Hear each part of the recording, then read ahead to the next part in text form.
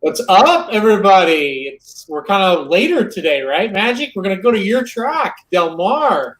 You're on Uh, my time too. that's right. Yeah, this is totally new for us. We're usually on between that Saratoga race 7 through 10, maybe Monmouth 8 through 11 type range. Now we're here at Del Mar. Man, huge day. Been a chalky day so far. It might continue to be that way, but I don't know. I think we got some prices here. I guess Magic. We're 1 minute to post, right? So let's hop right into the seventh race. Yeah, we're looking at the Grade Two Del Mar Handicap. This is a Breeders' Cup winning. You're in for the Longines Turf. Clearly, United. Everybody knew going in was going to be a big favorite. He's 1-2 right now. You have to use him defensively, if anything. I mean, that's the lowest you should go with United. He's breaking from the rail, and it's a three-turn race, and it's a short run into into the far turn the first time, which I think is a huge advantage to him as well.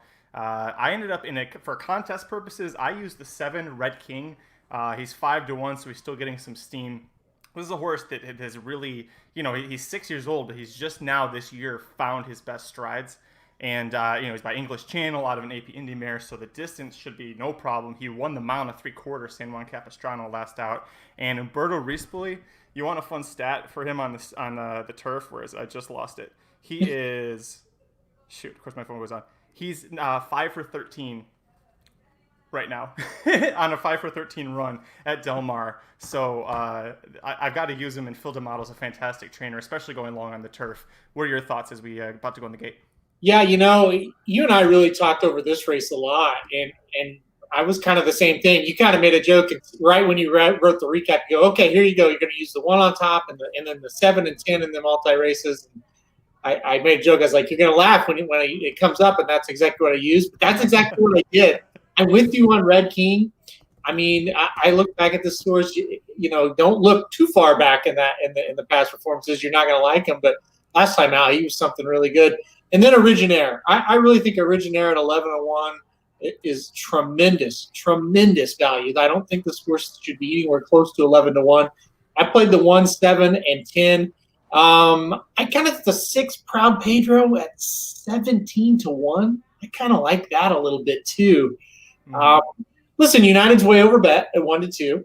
I can't sit here and tell you to bet a win on that horse at 1-2, but he should win this race, right? He should. There should. And you brought up a great point on Blinkers Off on Friday, or Thursday, when you said, he has a tendency to get second, especially when he's favored. But since he got second to Brixton Moore in the Breeders' Cup, he's looked like a better horse, and he's undefeated so far in 2020. And so, kind of like Red King, you think maybe he just, as a 6-year-old, I'm sorry, he's 5, but is just figuring things out. The thing with Originaire that scares me, and North County Guys, another horse that we liked at a price, being stuck that far out, 10 and 11 wide going into that first turn is gonna be tough for them. So the break is gonna be crucial for these horses, and you almost have to pull back when you're that far out. That's what she said. So yeah, I think as we load into the gate here, listen, I still think 11-1 versus 5-1 on Red King. I mean, Originaire, that's just a really hard price to turn down. I know it is a wide post, but I think that might be the one. They're almost all in. I got them all in the gate here. Yep. All right. Are you on the same? Let's see. I think the 11 just went in for me. So and out. Okay. Yep. All right. Cool. We're good. All right. Let's see what happens here. Pretty good break. Look at the 11. He went forward with the 11. That was a good break, and he sent him straight up there. That's a nice little. Yeah. Yeah. If this horse wins this race, I'm gonna be 4-1. That's the epitome of value right there. If you get 14-1 on him, that would be pretty good value. I totally agree. I think Red King's in a good spot. I think all of the 3 horses we mentioned are in good spots. I mean, United's getting a nice stocking trip on the inside. Yep.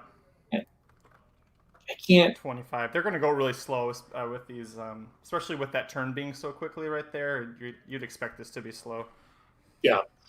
Yeah. You just can't really complain as of right now. 25, the opening quarter, like I said, they're going turtle-like, but it doesn't mean anything really. It's these long turf races is kind of what we get, right? We kind of get these. There's not a lot of action until they hit the stretch, basically. Yeah. You just have to hope for a good position. Again, in United, I guess the only worry at this point for the big favorite is, will he get boxed in? He's got 3 horses ahead of him. He's got 2 horses on his outside that, they might try to box him in a little bit here. So the 7 and 10 are just free range right now on the outside. But they're a little bit further back. 7 looks like he's. Look at that 7 move. He is flying. Holy smokes! He just went straight to the front. Yes, he did. Okay, now what's going to happen? Because United's in tight. 7's going to take the lead as they turn for home. United's got room now. All of a sudden, though. This could be a really good finish, though, because the 7 got the jump. Yeah. Let's see. 7 or... Come on, 7. Come on, 7. Come on, 7. Come on, 7. Give me that 4-1. Come on. Come on. He's going to do it, man. Come on. He's going to do it easy. Come on. Look at the 10. Oh, yes, he's Originaire. Originaire. Dude, we were all over that. 1-7-10 trifecta. That was exactly how we had that play out. Hey, I'm glad we came on the air. Can we just go home now? I mean, that's as good as it gets right there. All right, so now we're gonna tell you who's going to win the Pacific Classic. It's not Maximum Security, so. Yeah, stay tuned. We got the price out early, so. Well, listen, that's a big favorite to beat, because 3-5, he's over bet. That's a big favorite to beat, especially you're kicking off that pick 5. So yeah, we have a lot to get excited about. Listen, he just is a horse that loses races sometimes, and he shouldn't, And this was another one, right? But listen, Rispoli, you talked about him before the race. He won the race. He won the race with that. That was a Mike Smith move. I had to, for a split second, I was like, wait, was Mike Smith riding him? Because that was a Mike Smith move on the backstretch. By the way, did you see who got 4th? No. How Proud Pedro was in 4th. So, we had the top 4. Where was the North County guy? Looked like he was slipping a little bit there. Did he get 5th? Because if we just gave out the top 5 in this race, I think we should just call it. Let's see who got 6. The 9. 9 got 5th. Okay. So the guide hits the superfecta right there. So that is very, very good, very positive. Good start to the show. You know what? There's going to be a couple other people I think are going to join us later. Do we really need them? Should I just mute them when they come? Like Samich is coming at I think like 30 minutes. Should I just mute him? Oh man, you're still fired up about Red King. Listen, I'm just fired up because it wasn't chalk. Like it's been so chalky. Like you and I were like, yeah, we went 5 for 5, and it paid $22 and change because it was so chalky. And it's nice when you can beat the chocolate. Man, Rispoli's celebrating too. Look at he's still pumping his fist. That was a huge win, and I listen to everybody listening. I gave you a really, really hard time about Chad Brown last week, and I felt really bad about it actually after the show. I didn't apologize because that's not who I am, but I did feel bad. I want everybody listening to know this guy right there drinking from that blue water bottle, he absolutely gave me these 4 horses Wednesday about 30 minutes after this came out, and that's the honest to God truth. And I basically didn't have to handicap this race because I trust his opinion so much at Del Mar. So Magic, I'm going to give it up to you. That was a really good call. Red King is not a horse that just jumps out at you when you look at him on paper. The way you said you talked about his last couple of races, you go back and watch those replays. You were right, and you hit him. And man, you're right. Rispoli is going nuts right now, man. He is pumped. And he's already won multiple times. He won the Green Flash earlier. Like he's already won a grade, and this is a grade 2. This was at the Pacific Classic that he won, but it's a Breeders' Cup win and you're in, and he's probably thrilled because this will be his first Breeders' Cup now. I assume that he's going to keep the mount. I wouldn't leave that horse if I was him, and I wouldn't try and find a new jockey. So and he's going to have a lot of Breeders' Cup mounts. He's a really good jock. And, you look ahead to when the Breeders' Cup is going back to Del Mar. It's not this year, but coming up, he might have one in every race then. Do what Pratt did last year at Santa Anita, where he rode every single race. Yeah. Exactly, yeah. Rispoli, Pratt, and Cedillo, they really are becoming the 3 new guys out there. And Pratt's not exactly new, but the other 2 kind of are new as far as they're up in that upper echelon of jockeys. And Rispoli, I don't know how well you know him, Magic, or been around him. He seems like a pretty good guy, so that's really good to see.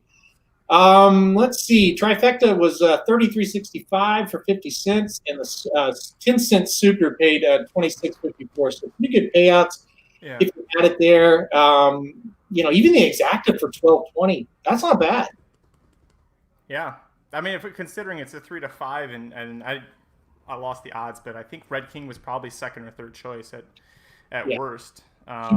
Second. Yeah, he was. Yeah. Wow, and that's kind of surprising. But 1060 to win on Red King, man.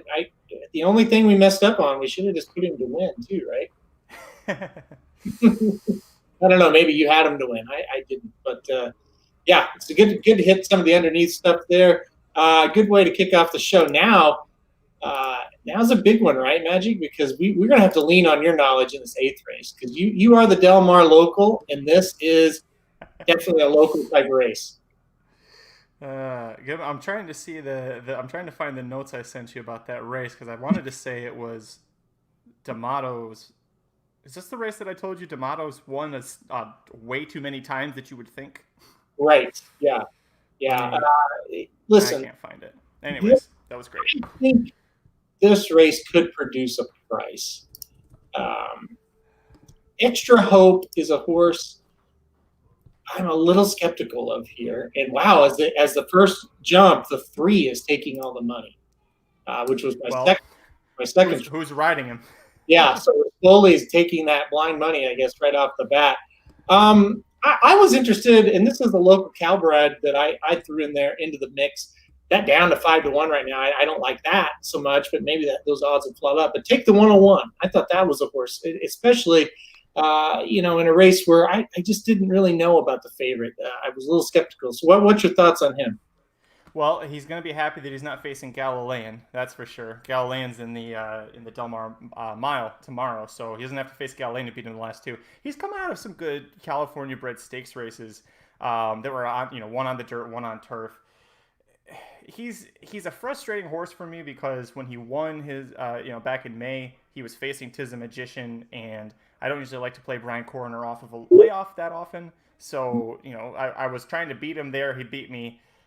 He's definitely going to be a good pace setter, and Valdivia Jr. has proven that you've seen him on other circuits like Arlington before he came back to California. He's good with horses on the lead. This is going to be an interesting spot, because there isn't that much that Take the 101 is facing that would really scare you. I mean, you should be scared of the 3 because of who's riding him more than actually who's the horse himself. I went 3, 4, 6, 8 here, looking to try and hopefully get a price. But if you notice, a lot of my handicapping, I look, where are the top 3 jockeys? Where's Cedillo? Where's Pratt? Where's Rispoli? Let's see if there's anyone else I want to play after that. It's usually a pretty good winning angle. Yeah, and listen, guess what? 3, 4, 6, 8. That's what I've got in this race to advance as well. You're right. The 8 Kershaw, Cedillo kind of took me over the top with him a little bit. I thought he had a shot, but really going a little deeper in here was just my thought of Extra Hope. Not quite sure. And there you go. Valdivia is great on the lead. Let's hope. And I think you're right. Galilean is a super, super good horse. He had a great effort last time out. I think that horse. I didn't use him, but he's not going to surprise me if he wins that race tomorrow, Galilean. That's a tough race though for him. That's a very tough race. But I love Galilean on the Calbred circuit, because he's a $600,000 Calbred, which you never see anybody pay 10 times that, or that's 10 times more than anybody pays at a Calbred stakes or a Calbred auction. But he's by Uncle Mo, because there's that weird loophole with the California breeding where you can breed to anybody. And if that mare comes back and breeds to a California stallion in the next season, well, that yearling, the weanling that just popped out, that's a Calbred. So they took advantage of a really nice loophole. This horse is really talented, but you're right. That Del Mar mile tomorrow is that's stacked. Yeah, it's going to be a good race. All right, we're going to welcome in. You're here a little early, Mike. It's good to see you, man. Yeah. The kid is down. We're ready to roll. Have a good time here and watch a little Del Mar racing, a little West Coast action. I like it. This is like the latest I think we've been live in forever, right? Yes, yeah, that's what we were talking about a little bit earlier before you were on. It's like, man, this is different. It's kind of nice, actually. You're right. And you've got your afternoon chores completed, or evening for you, Mike, or early afternoon for you, Magic. And it's like, all right, we can relax and watch the racing here. Mike, we did pretty well in race 7. What were your thoughts? I don't want to talk about it. No, it was we were all over it. I just didn't go deep enough. I used 4 horses. I had 5 on the grid. I used 4 of the 5, and the 5th one was Red King. The other 3 finished 2nd, 3rd, 4th, and 5th. Or the 4 did. So, but what can you do? No, I just didn't go deep enough in that leg. I thought Red King was logical, but I just didn't love the price, and I wanted to go deeper in a couple other legs, and I didn't want to spend too much on this pick 5 because of maximum security. I mean, that was one of my biggest concerns here. Is that, do you really want to put a $150 ticket out there with maximum security in there? And if let's say United wins that last race, all of a sudden we have to worry about chalking out, and that's just. I should have gone one more deep and could have been still be alive here. Did you had Originaire, I'm guessing, on the ticket? Yeah, I actually had Originaire as my top pick. I thought Originaire had the chance to flip the script here, especially after getting, last time they faced 2 back, he got a little jostled in the stretch and just didn't get a clean trip. And I thought he was going to get by that day. So I figured getting the better price here. And I thought that United would be over singled in this spot too. I thought that United would be overplayed, and I wanted to try and find a way to beat United. In this case, that effort was going to do it with hopefully the 10 or the 6, and neither of those got home for me. Yeah, well, you broke the cardinal rule when it's Del Mar. Only when it's Del Mar. Talk to Magic. Magic told me on Wednesday, 5 minutes after this race came out, the 7. You got to play the 7. So I may have been right in your buddy. Yeah, and you guys are supposed to be well, I'm not going to say partners, but you guys are supposed to be close, right? So, yeah. Not like we got a fantasy team together or anything. Right. There's a reason they're called Samo bombs and not magic bombs. All right, Mike usually does pretty well without me. In fact, especially after yesterday with the race 1 disqualification, it kind of went downhill at Del Mar for me after that. So I wasn't really trying to promote my opinions too much after what happened yesterday. Well, I'm with you, Samich. At first glance, I kind of thought the 10 was the one that would beat the 1 there, and then, but like I say, Magic definitely a big help. So, all right, race 8. We've kind of got Magic and I's opinions. We were kind of talking about it before you came on, so we'll get yours real quick. Mike, what do you think about the 8th? I thought this was a 2-horse race. I didn't try and get too cute here. I think that the 3. God, I never look at the names before I try and say them here on the show. Botantico. I think Botantico and the 6 Extra Hope are the 2 logical horses here. I didn't try and get too cute. I thought if anyone upsets here, it's the 4. Take the 101, wires them. I thought that might be the only logical way to get past those 2. For me, I picked the 3 on top of the 6, but looking at the odds board now, I would rather take whichever one's a higher price. Really, I think they're pretty, in my mind, even matched. I'm not going to heavily lean toward one or the other. But you look at what the races the 6 have come out of. I mean, facing Flagstaff in midcourt the last 2 times, those horses tower over this field. So if we can get the 6 at 3-1, I think that's a pretty legit price. Yeah, I'm really shocked. I thought the odds would be flipped, and I think Magic, you kind of brought it up. Maybe they're just betting Rispoli at this point, as hot as he is, especially on another horse that looks pretty live, and no doubt. I mean, I'm with Mike. The 6 was my top choice, and 3 was second. He flipped him, but still, we're 1-2 same. And yeah, I mean, 3-1. I don't know. Maybe that doesn't hold, but I'm pretty shocked by that. Has anyone looked at the will pays at all? Let's scroll down real quick. No. In the will pays. Wow. 3's the favorite in the double. But in the pick 3, he's not. So that's very interesting. Yeah, the 8 actually takes a bunch of money in the will pays here. So it'll be interesting to see if the 8 holds at 5-1. I cannot figure out why the 1 is 7-2 on the board either. I mean, just even on paper or in the will pay, it makes no sense why that horse is 7-2. So I would assume you're going to see some money coming on the 8. And that the 1 is going to float back up later or closer toward post time here. But yeah, if the 6 stays at 3-1, I think that's the bet here. And I'm probably going to punch in. I'm going to punch in probably the 6-3-8 straight try if it stays at the prices it's at right now. Yeah. So the favorite in the pick 3 will pays. It's the 8. Kershaw. I don't. That's very surprising to me. And like say in the doubles, it's the 3. So it's interesting that the 3 and the 8 are both coming out of a race behind Dark Vader, who is my contest pick, not my actual pick, but my contest pick in the Pacific Classic. He's been getting a little bit of steam from some people at Del Mar about Dark Vader, that is, about his chances of hitting the board at a price. I don't think anybody's logically picking him to win, but Dark Vader showed a good turn of foot in that race to beat Potantico and Kershaw. So depending on, if the 3 or the 8 wins here, I think that, Dark Vader to get second behind Maximum Security is going to look pretty good in Pacific Classic. It's interesting too. Kershaw is a D'Amato horse. Red King was a D'Amato horse. So you have the same barn leading into the 2, so that might be affecting the Will Pays too. We actually talked about that with the Donk Donk double, which was definitely more glaring than this. This is a little less glaring, but you often see. Occasionally, you will see if the same trainer is a better as well. David Donk does like to bet his horses, from what I hear. I'm not so sure D'Amato does, but if the trainer likes to wager on their horses, you'll often see some of these doubles be skewed in prices, and that might be one of the reasons why you've got Kershaw here down at 4-1, but being one of the favorites in the double and the favorite in the pick 3. Yeah, it's definitely got some weird stuff going on with this one. It's sending a lot of mixed signals when you kind of look at these Will Pays. Yeah, it's one of those things, guys. On paper, it does just kind of feel like Mike said, it's going to be the 3 or 6 unless the 4 just takes some wire to wire here. And the 4 doesn't seem to be getting a lot of respect. 5-1, I mean, off an 8-1 morning line. I thought that morning line was a little high. I mean, that might be the play because I just don't understand why the 1 is 7-2. It's just some weird betting going on. I don't know. It's strange. My guess would be because Mike Smith picked up the mount. It's supposed to be Asa Espinoza riding him, and so Mike picking it up maybe is doing that. That's the only thing I can think of. Yeah. Hey. It's possible. Yeah. Do we want to talk late pick 4 here, since we do have about 9 minutes to post? We got 3 other races. If we want to try and talk about, we could do a little. We could each pick one horse in each race and come up with a live pick 4 right here with 3 by 3 by 3 by 3. Okay. Or we could not go 3 in the in the feature if we don't want to go past maximum security.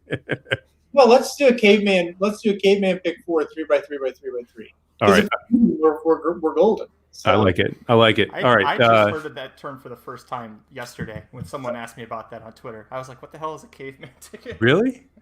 Oh, magic! Got to get you up with the times. Yeah. Yeah. Do you just want me to go first and on Yeah. race? Yeah. You can draft this race first. Okay. I'll take the 6. All right. I'll actually punch it in too. I'll play the ticket. Okay. Magic. He's going. You took the 6. I'll take the 3, Potantico. Yeah. All right. I'll take the 4. All right. I feel good. All right. 4, 6. Magic. You take the first pick in the second leg. Ooh. Well, I know who Aaron wants. Neige Blanche, the 8 horse. I will take the 7, Red Lark. It's a sneaky good pick. Listen, I want the 3. So I say we go against the 10. Let's do it. This is why this is spicy. I didn't want the 7 not to be on the ticket. Can we talk about the 10 for second Laura's Light? Because the honeymoon stakes, Peter Miller, after she won, he said, I didn't think she was going to get the distance, and she got nailed. And that was a much easier race than what she's facing here. Like, I know Jared loved her. I want nothing. I'm completely against the 10 in that race. Are you against the 10 too, Mike? I had the 10 as a must use, but I'm 5 deep in that race. I used the 4, the 5, the 7, the 8, and the 10, and the 3 I thought was playable too. I thought you could go as much as 6 deep in that spot. Box him up and call him home. Because I think that the 10's going to get bad, and I don't think the 10 should be the heavy favorite in this spot. I think both Europeans are really interesting. I think the 5 stretching out is really interesting. I think the 7 at 12-1 is a massive overlay, considering it was 2-1 last time facing a couple of these horses and ran just behind Toinette in the Wilshire right before that. Yep. I mean, so I think that's a race where you try and beat the 10. Good, because I'm with you guys 100%. It got to me and I was like, I really don't want to do the 10. So I like it. Race 10, it's your pick. Mike, Mike, draft first in the Pacific Classic here. I'm gonna go higher power. All right. Is my pick? So with the second pick, I'll take maximum security. I'm playing strategic here. I know that horse is going to be on the ticket. I don't need to take it. And I pass. You gotta take someone. You just talk him up. I'll take Darth Vader then. Yeah. All right, there we go. Okay. All right, and back to the Nobody's top. taking mid court. Let's see. Oh, is it me? I want the 5 in the last leg. Salvatore Mundi. Okay. You son of a bitch. When Aaron did the first draft with the guide, he sent it to me, and I said the one big disagreement we have is the last race. The 5 was my top pick, and he didn't have him, and this son of a bitch just drafted. I love it. Right. I told you I listened to you when we do California guides. I put the 5 on top after I talk. Jesus, who am I going to take? I'll take the 4 Shadow Sphinx. All right. He didn't scratch out, did he? No. Do I take my price, or do I take the horse that's going to be live and get bet? Well, it depends. Who's your price? The 11. I'm between the 11 and the 7. 7 was on my tickets. The 4 was my top pick. The 7 was my second choice, but I like the 12-1 on the 11. Oh, Matchbox 20. We'll go with the 7. God bless you. All right, I will. I'll take a picture of this. It's the Mike Smith in the finale angle. Yep. You know I love All right. that angle. I'm gonna send this to you, Aaron, so you can throw it up if you want. Or Magic, should I send it to you? Send it to No, Magic. don't send it to me. Don't send it to Magic. I'll send it to both of you, and you guys can argue over over by it. the Breeders' Cup again. Again? It's a long Just story. checking different places off your list, huh? Yeah, he gets yelled at by every track because he can't keep his mouth shut. After the Pegasus has like a record handle, he's the Pegasus is ridiculous. It's like, oh, okay. Just got to say nice things, Magic. That's all. Yeah, you should really be nice to people in general. All right, I just sent. Take after Sean Alvarez. Sean's probably the nicest person on Twitter in horse racing. That is Try to true. take after him. He's a nice person on Twitter, no doubt. Okay, here you go. Did you get it, Magic? Did I get what? Did you get the caveman ticket that we're playing? Did somebody send it to me? Nobody sent it to me. Oh, there it is. Just a little slow. Yeah, push it up, please. How did Combatant run? How did Combatant run? I don't think he got a call. No, it was that bad. Did he? I forgot he was in that race. I was interested. I didn't get to watch the race, and so I was interested because I was reading Good Night Construction Site in the other room. So I didn't get the chance to watch the race. I was intrigued to see if Combatant would actually run well in this spot or not. I figured second back for Sadler, he might see a better turf effort, but no, just bad. No, he was pretty bad. So what happened in the race? The 11 set the pace, and around the far turn, Rispoli was on the 7 and just shot to the lead. Like went from 8th to 1st. Yeah. At the jump, and then United got out kind of right at the top of the stretch, got out, but he couldn't run him down. And then the 10 was absolutely flying late, but too late and couldn't get there. So, yeah. So that's really Rispoli kind of won the race with that move, in our opinions. Like, maybe when you see the race, you can say yay or nay to that. But he kind of just took it over. He was like, okay, they're going slow up front. I'm just going to try to make my move here, make it early. And he got past everybody and got the jump on him. Yeah, I mean, I don't know. Is that Magic? You have anything to add? No, I mean, it was a classic Mike Smith move. I said at the moment, I was like, I forgot who was riding for a second because I thought it was exactly what Mike would have done. Yep. Yeah, pretty much. You know what the best part was, Mike?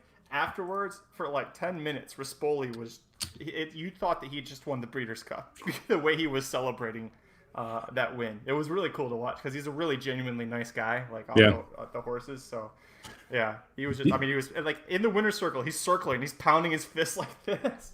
He's having a meet, man. He's definitely making his point at Del Mar. I mean, he's got to be considered one of those top jockeys in America now. I mean, he's been just consistently winning there, especially on the turf and getting a lot of rides home. It would be interesting to see if the Breeders' Cup and who's going to be allowed to be out there in the quarantine factor in 14 days. It'll be really interesting to see if he gets any mounts in the Breeders' Cup and gets to ride a couple races out there this year. Yeah, I mean, that's another man. It's like he was listening to us, Magic. He's got to have some Breeders' Cup mounts now after the meet he's had, and then obviously with this horse, with the Breeders' Cup winning, you're in. Yeah.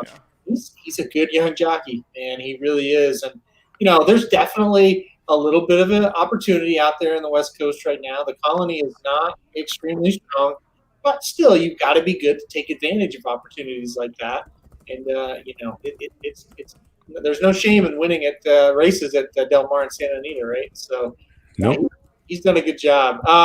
1 minute to post. 3 still holding strong at 9-5. Extra Hope now down to 5-2.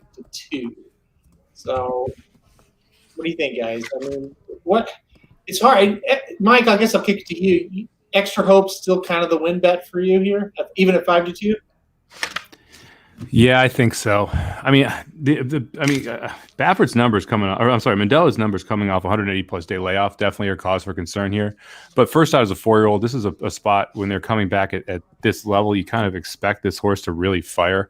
This is probably not the end goal. This is probably setting up for another race, and that's why Mandella is starting out here at 62 optional. But 5-2 seems like a nice price facing this field. I mean, you're going to have a clear pace set up. The horse should be able to have something to run into, should be able to sit right behind it. And this is a much weaker field than it's facing the pass. So I think, 5-2 on Extra Hope is the way to go. I think that you could, I'm playing a $5 pick 4 where I'm going just 3-6. I'm playing a $10 pick 4 where I'm just singling the 6. I think that's the way to try and make value out of this because, look, Max Security really is a free square, all intents and purposes. Something's going to have to happen for that horse. Something will have to happen for that horse to lose.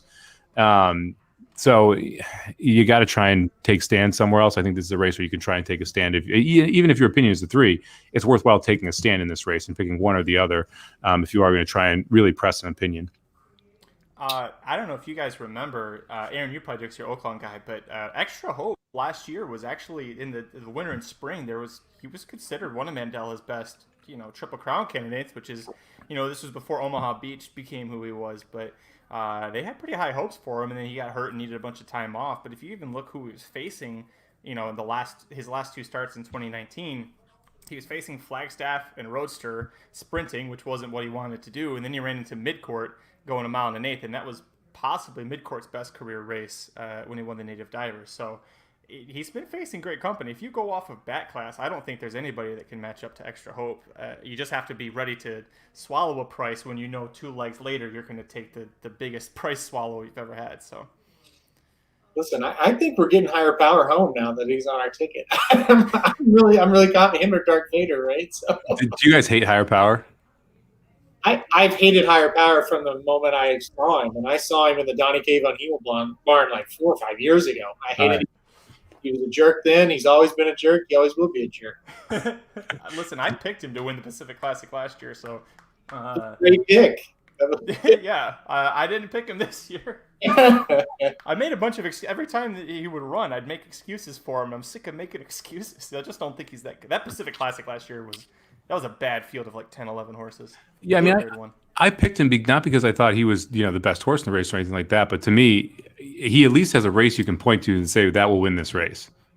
Well, and he's the only other horse I would say that has that race besides Maximum Security, and they are off here.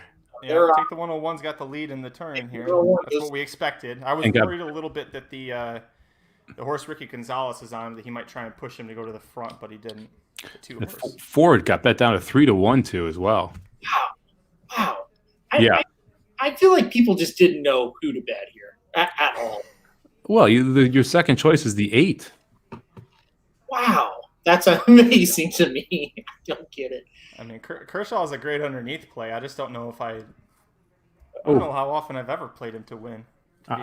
So the 6 is your second choice by $1,000. $75,000 in the win pool for the 8, $76,000 in the win pool for the 6. But essentially the exact same odds between those 2 horses. It seems just nuts. I'm like a little worried right now about this race. I think the 4 is going a little too fast for this level. I'm sitting here thinking the 4 is going to wire him. I think the 7 is going to beat him. Maybe they're scrubbing on the 7. And Maldonado's scrubbing pretty good in the 4s. Right. Here comes the 3 now. What do I know? Let's see. Come on, 4. Get up. I think that 4 might be gone, though. If this is Santa Anita, that 4 is gone like nobody's business, but he's got it. Anyway, got it. I like the snaps. He gone. He gone. He took the 101 at 2 a.m. when there's no traffic. I was. Yeah, that's another try for the guy too. So man, this is Awesome. doing well, guys. This is doing very well. Good job. With it, you hit another try without the favorite on top. I think at Del Mar today is the key because there's been a lot of tries with the favorite on top, but when you get it and the favorite's not winning, that's when you can really pat yourself on the back. Yeah, to be fair, this is not going to pay a ton, but it's still a trifecta. So we're going to take him anytime. And hey, our ticket is still alive. Yeah, best price for our ticket, 3-1. I mean, that was the fourth choice on the board. As weird as that sounds. Aaron, just so that you know the inside joke, the 101 is a famous highway right through Los Angeles that goes like right through Hollywood and everything. That is always jammed up. It's like a 5-wide highway, and it's like a parking lot unless it's 3 a.m. So there's kind of a joke about the fact that the horse is fast, but you never can ever go that kind of speed on the highway. So believe it or not, I did know that because I've been to the Breeders' Cup several times in Los Angeles. That's the only reason I would know. Oh, okay. And you would have had to take the 101. Yeah. You're a huge OC fan, one of the two. It's definitely the first thing he said.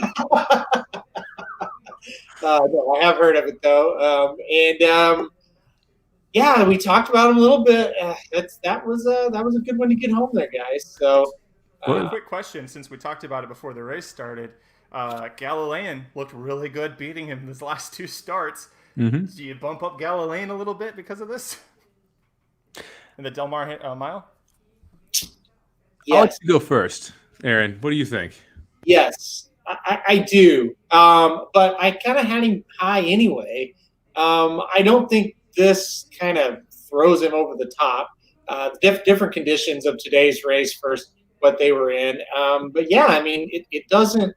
I always say it like this: it doesn't hurt his chances, But if that horse runs last, I don't really come out at the same time. I don't go over and say, "Well, Galilean sucks," But it certainly didn't hurt his chances.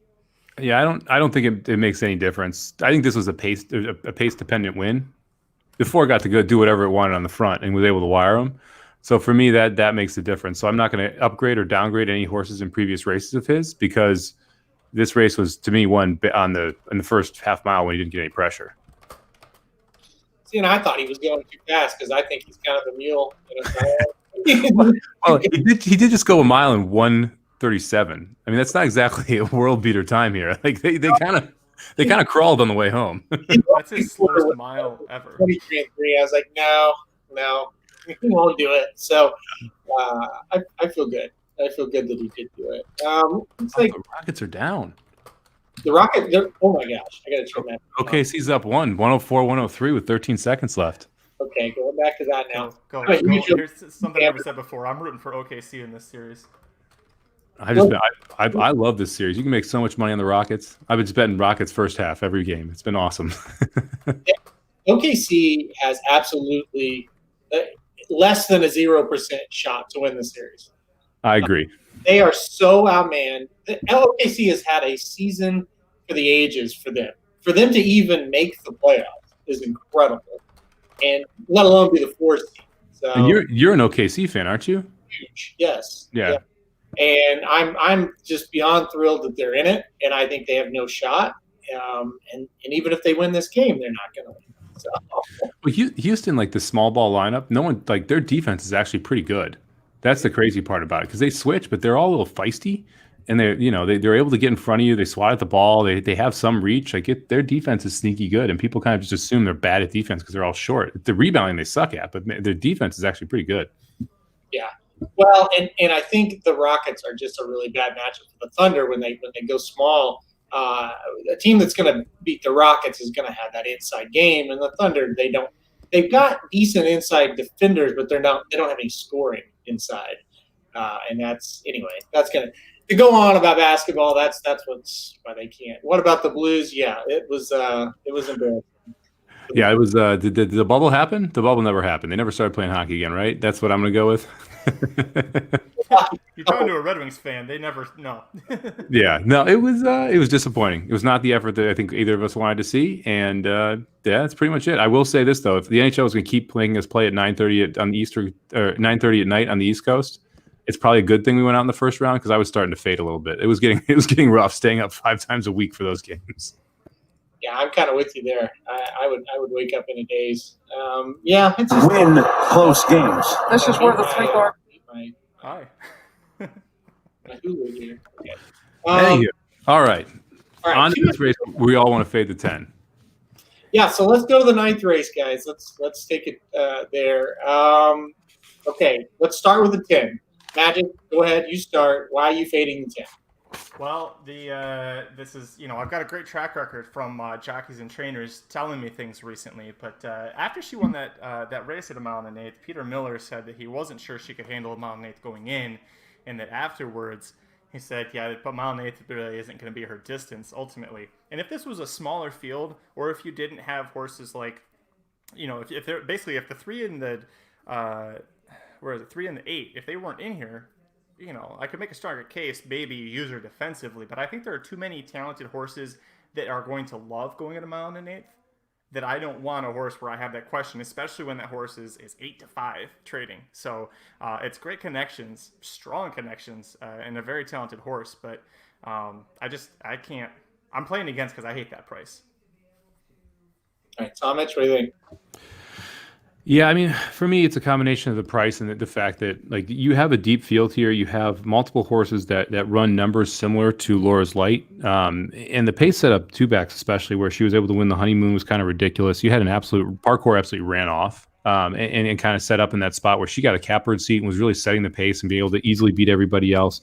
Last time out, they ran not exactly a fast half mile or 6 furlongs, and she was able to come home in 12s and beat a field that, again, didn't have anyone that was able to close into it when speed was clearly favoring on the turf. I think both of those races she was set up by pace to be successful. I think today she's going to have a little bit more trouble with that. There's going to be more traffic, and like Magic mentioned, there's a couple new shooters in here. She was beating the same horses. Now you got a couple new horses that are kind of added to the repertoire of challengers, and I think that's going to make her job a lot more difficult here. And I don't think, and this is a knock on her, no one in this race should be 8-5. I think that is the key for me. I mean, the favorite in this spot should be between 3-1 and 7-2 if you want a realistic price on what the winning price should be. And I wouldn't be willing to take any horse in this field under 7-2, let alone at 8-5. So Chris Paul just missed a layup at the buzzer. So we're going to overtime. When you think about it, from what you just said, Mike, this is where I agree with it. I don't think she's faced really good horses. I don't think that division out there in California is great. I use her as offensive use, but I also was really high on the 3 and the 8 because they're kind of just like it's the new blood, it's the new horses. And a lot of times you see an East Coast horse like Cambier Park came out here last year. Was that last? Yeah, that was last year and won this race with ease. That's what we're needing. Like we're needing a little bit of an East Coast maybe not even a Chad Brown, maybe it's a Brad Cox, somebody to be like, okay, this is who I'm going with. These West Coast horses aren't great on the turf here. Instead, we get Europeans. I don't like that angle as much, but still, if the 3 and the 8 can run a little bit, I think they can handle these California horses. So I took a swing with the 3 and the 8. But the reason I did play the 10 defensively is just because of what I said. They're European horses. They're making their debuts. Yeah, their form's pretty decent in Europe. I watched the replays of these races, and they seem like they're pretty good horses. But that first start, you just never know in the United States. So, if it was an East Coast shipper, I'd probably just play the East Coast horse. But I'm still going to play Laura's Light defensively. I'm with you guys 100%. And Magic, finally, what you said about the distance, it definitely does seem to be true, especially, again, you're getting these horses that are really bred, like the 3 and the 8, to go longer. So I think that's going to be a pretty big factor. Listen, though, Magic, let's talk about the 3 and the 8, the 3 Miss Extra, the 8, I'm not going to pronounce its name. They're not taking a lot of money. Are you worried about that? Like, they're kind of dead on the board or dead-ish on the board.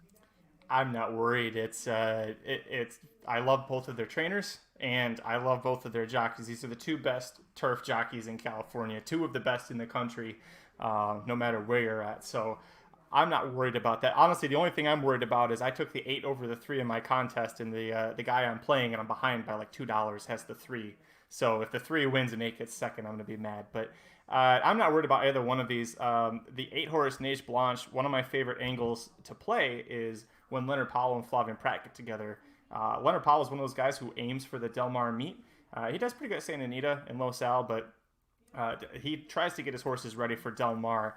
And when he has European first-time starters making their first North American start at Del Mar, Flavien Prat aboard, they've won 3 of their 4 times together. And it's a really small sample size. And I know you're thinking, well, 3, 4, that's not that much. But that's showing that Prat and his agent know when Leonard Powell is going to have a really good chance to win. And you don't have to look very far for an example. Look at the 11 Guidi. Her first start in North America at Del Mar, going a mile, Flavien Prat jumped aboard. She was the 9-5 favorite. But, you know, like you said, Aaron, and you taught me this, the European horses making their first start in America, you got to be careful playing it because it's such a different type of racing than what they're used to overseas.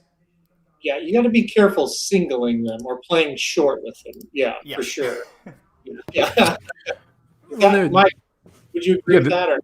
Yeah, I agree 100%. I mean, they're a classic unknown horse. I talked about it in my known versus unknowns article I wrote. And a lot of times the unknown is going to be a European horse. But when you find a field, and this is the same thing with like when you're handicapping a 2-year-old race, you have a couple horses that have run and then first-time starters. Sometimes you naturally go to the first-time starters because you don't think the rest of the field is that good. And that's kind of the same scenario I think we're facing here is that I don't believe the rest of this field is world beaters. And if I don't think they're world beaters and we've got group-placed horses coming from Europe, one of them, the 8, which ended up being my top pick in here, shipping over from Madacat, or was bought by Madacat to ship over here. That tells me a lot that the horse is going to be a quality horse, or I believe it's going to be a quality horse. And again, like Magic said, you get Prat and Rispoli up with these 2 horses too. So that gives you a little more confidence, especially over the turf and people who understand how to ride European horses. If you want anyone on these horses, you want European riders, and that's the exact thing that we get in this spot. So to me, I think both of them are awfully live. From a will pay perspective, they are the second and third favorites in the doubles. I'm sorry, third and fourth favorite in the doubles. The 11 is actually the second choice in the doubles, currently on the board at 7-1, who ran behind the 10 horse last time out. And that is a horse I would 100% fade. I'm going to talk that horse in the winner's circle right now. I don't see how you can put your money on the 11 horse, who I thought Guidi, who has literally been beaten by multiple horses in this field before and just kind of consistently runs the same race and was 19-1 and 21-1 and 37-1 against Warren Showtime and Laura's Light the last 3 times out. And today you're going to get 5-1 on this horse. That seems ridiculous. I'm really surprised by the price. I kind of liked the 4 a little bit. I kind of thought the stretch out might help the 4 a little bit, maybe turn the tables. So if we get us in a situation with the 3 and the 8 just don't show up, and it's like, okay, well, it's the California horses. Maybe the 4 could turn the table. Magic, were you agreeing on that with the distance? Yeah, I ended up going 4 deep here, and she's one of the ones that I used. And a big part of it is because she's just a fun horse. Watching her in the California bred races, she wins on dirt, she wins on turf, she wins sprinting, she wins routing. She's just a really talented horse, and sometimes her buyers aren't going to jump off the page at you, but sometimes, man, these horses, they just know how to win and they love to win, and you just kind of have to appreciate when a horse gets like that. And so for her, a big thing that stood out to me is she's only had one jockey the entire time, Jorge Velez, who is when he's not riding for Craig Lewis on a clubhouse ride bred horse, I almost never play him, but he had been doing so well, and the fact that Craig Lewis pulls off the only rider she's ever known to get a Hall of Fame Mike Smith on is a big reason why she made my ticket, because she's got the talent. And for the trainer to say, we're going to let this younger guy who doesn't have a lot of stakes experience take a break to put on a Hall of Famer tells me he thinks this horse has got a really strong chance to win, and he wants to maximize that ability. No, I mean, that's well said. I wasn't really listening because I was watching the Thunder game while it's like I'm doing the Magic Mike show. I'm paying attention. I'm here for you, buddy. Come on. I was definitely not betting the Lakers game. It was not what I was doing. By the way, anybody do a wellness check on that guy that dropped $30,000 on the Trailblazers money line to win? Man, there were some crazy ones coming. There was someone bet $200,000 on Portland money line in the last game. Is that how much it was? There was a $30,000 one and then a $200,000 one that came in right at the last minute. I retweet that stuff because I think it's ridiculous that you have people betting that much money, especially fading like what is a veteran team that needs to win game 2, that's the chance. Like if game 1, fine, I could make an argument why you play game 1, but game 2, it just seems like that was a little. You dissed LeBron. You dissed LeBron. Like it embarrassed him on national television in game 1. You don't think he's gonna have the troops ready for game 2? Yeah, that one seems a little kooky. Okay, Mike's 2 crazy long shots. You guys ready? Yes. All right. I'm with you on one of them, by the way. This should be a segment, right? There should be a segment here. Number 7, Red Lark. Okay. I realized the last race was not good. But the last race, we had a bump break. We were angled out in the stretch. There's some issues in the trip. And we were a 2-1 choice against Carpe Venom and California Cuckoo, who were both in this race. And the 7 was the favorite over it. Should get a nice setup here. I don't think there's a ton of speed. I think Parkour is going to be crazy up front. But after that, there's really no one else that wants to go.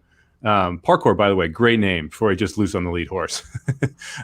So I think Parkour goes and sends. I don't think there's going to be a ton behind it. I think Red Lark is going to sit a nice trip here. And if you go back to that race 2 back, this horse kind of fits. And some of the form overseas fits as well. Now we have an older 3-year-old who's more experienced later in the season. I think this horse could run big here, and I like the price. Is this the one you agree with me or disagree with me on Magic? She didn't make my ticket, but I felt like you could make a really strong case for her. Aaron, anything? And you did. Who you guys talking about? Cut him off. And the other crazy one, and Magic, I'm surprised you didn't like this one at all. Aqua Seafoam Shame. I think has a legit shot at winning this race. This horse has run twice on the turf, drastically improved its buyers, second time off the layoff, a Cantheros horse, Baltus trained, Ruben gets the mount. This horse, I mean, if this horse gets to sit right behind Parkour and gets first run on Parkour when Parkour inevitably quits, it could be in a perfect spot. And if this race turns into a 5-furlong sprint, which often these races can tend to turn into if there isn't a ton of speed, Aqua Seafoam Shame has the advantage here because it is a turf sprint horse and will be able to come home very, very, very quickly. Well, you look at her back class too. I mean, she's beaten Venetian Harbor in speech. Like, she's really freaking good. And if she hadn't gotten hurt and needed some time off to develop, I think that this could have been a really great. I actually did ask Ruben about her because I texted him. I said, "Am I crazy? Like, I'm throwing her into my pick 5 ticket. Is that stupid?" And he said, "Well, I wish this was at a flat mile, and I'd say definitely go for it." But he said he's going to hold on and see what happens. So do with that what you will. So I will just say that I like the 5 better than the 9. The 9, it does seem a little wacky. The 5, Jesus, Parkour. I'm kind of with you guys on the 5 a little bit. I think this horse is better than 27-1. Let's put it that way. And I kind of like the main point I liked about it was the trip. I think this horse could trip out for sure. And again, if I'm sitting here saying I don't know if any of these horses are any good, and that's why I'm taking the 3 and the 8. Well, if the 5 gets a little bit of a pace advantage, and like I say, she turns for home, she's ahead.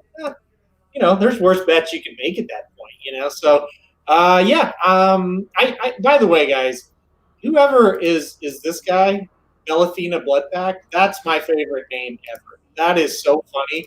And I've been kind of preoccupied, and I was like, wait a second, what's that guy's name? Or girl, maybe girl's name. That's very cool. Either way, it's a great name. Yeah, that's a great name. And we've all taken the Bloodpack, and we're never going against it ever again. That's a loyal listener right there. That's somebody who really knows the Racing Dudes team. I feel like it might be my mom or something, If Jared wasn't otherwise preoccupied with bowling, I'd swear Jared just created a burner account to do that to us. But right, yeah. Certainly. He was the first one that came to mind, but I don't think it's him. Could you throw Kelby's comment up real quick? I want to respond to it. Okay, sure. There you go. Yeah, so here's the example I was making. This is a multi-race strategy of mine. So it's basically a known versus unknown horse. And when I say I'll take a 2-year-old that hasn't started in a race, it's because all the horses that have run I believe are known quantities, and I don't think any of them are very good. Then I will have them the higher propensity to go to some of the unknown quantities in those 2-year-olds where I haven't seen them run personally or haven't seen them run. I haven't seen them run obviously in a race, and I will lean toward using those in pick 4, pick 5 tickets as the unknown horses versus the known quantities. In this case, I feel like the known quantities are the U.S. horses where I've seen them run. I understand how they run. I feel like the international horses are the unknown quantities. So I'm not necessarily trying to compare those unraced 2-year-olds to horses in this race. I'm more comparing the known versus unknown strategy where I have a bunch of known quantities facing unknown quantities, and I'll lean toward the unknown quantities. In this case, those unknown quantities are the international horses, because we have not seen them run in the U.S. and we're not sure how they're going to handle the turf or handle this specific situation. In this case, I'm not super high on any of the 8 horses that have run in the U.S. So I believe that you don't need to be a world beater to be able to beat those 8 horses. Thus, I will lean toward those international horses here who are more unknown, and try and rely on them and use both of them in multi-race sequences. There you go. Good conversation. No, I'm glad Kelby brought that up. Yeah, Kelby's a pretty sharp guy, honestly, guys. Kelby's the star of the. Kelby's the first human being you see in the opening video. Like Kelby knows what's going on. Sorry, Kelby. If you watch the opening video of the show, and I believe of Blinkers Off, the guy putting the shoes on the horse, that's Kelby. If anybody didn't know that, yeah, he's also to the stars. Kelby's been in my house a couple times this week, so we've talked racing for a while. Kelby's the reason the guide came in on Tuesday instead of Monday. That's pretty much correct. So Kelby's dad had a couple of good horses hopefully going to run. No, they're tomorrow. I'm sorry. They're tomorrow. Never mind. I won't bring that up. So one thing I think is interesting, as we got 3 minutes to post, we talk a lot about the MyRacehorse.com horses getting hammered undeservedly so. Carpe Venum is dead on the board at 24-1. Part of that might be because she lost Cedillo, but that's usually if I see a horse like a MyRacehorse horse plummeting in the odds, that just confirms that I did the right thing playing against. Especially coming out of a win. I mean, you could actually make a logical argument for why Carpe Venum could actually step up here. I mean, I'm not going to try because I don't think it will, but you could say second off a layoff and, coming out of there's a bunch of different reasons why you could argue there's an improvement here.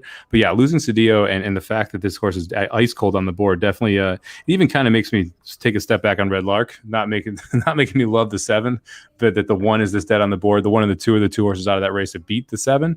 But the 7 did have trip trouble, but we'll see what happens there. But yeah, the fact that a MyRacehorse horse is not taking money is never a good sign. No, they take money blindly. So, 18-1 though on that 7. So it's not like you're not going to get paid. I still can't believe. Magic. I don't care what you say. I think 5-1 on the 8 is a bad sign. I'm pretty worried. I really thought this horse would take some money. I mean, I'm glad, and I hope she runs like we think. But you're still not worried at 5-1 with Pratt aboard. No, I mean you could end up seeing really great value here out of it. Those are connections for me that it almost always is a must play, especially on turf. If it's Leonard Powell and it's Flavien Prat, they're both French guys. They just seem to have a French connection, so they just seem to get it. I also love the fact all of her best races all came going longer. So you have a lot of questions about Parkour probably can't handle this because she's going to gas out after 6 furlongs. Is Laura's Light going to handle it? Is Aqua Seaform Shame, is she going to be able to go past 5 furlongs? A lot of these horses you have a question about. Yeah, I don't have that question with the 8. And so, I feel pretty good about, trying to play her here and getting 5-1. All right. I'm not mad. No, I'm not mad. I'm just worried. Yeah, I mean, I think the play here is to just play a try. And you box up 4 horses and you go 3-8, right? And then you pick your 2 horses you like at a price. So personally, I would advocate the 3-5-7-8 try for a buck box. If you can get 3 of those 4 home, you're getting a monster payout. And you're just trying to fade that 10. Yeah, I mean, I don't hate it. I like it. I just think if the 10 wins, I'm going to be really pissed off. I don't think this race is very good if the 10 wins, and for a grade 1 race, you shouldn't be a not decent horse at least. I mean, the horse is decent. I shouldn't have said that, but you should be better than what I think to win a race like this. I guess is the point I'm trying to make. 1 minute, she's 8 to. Horse that. Sorry, go ahead. No, go ahead. 1 minute. I was just gonna. The last horse that made my ticket was the 11. I did use Geedy. I think that the honeymoon race she had traffic problems, and I think nothing against Brice Blanc. But Juan Hernandez is a better rider, at least right now.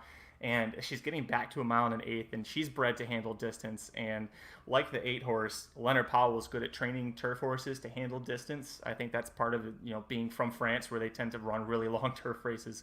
I don't know that I don't have a lot of faith in her to win, but I definitely think she's a great hit the board candidate because, again, I think a lot of these horses are not going to like this distance.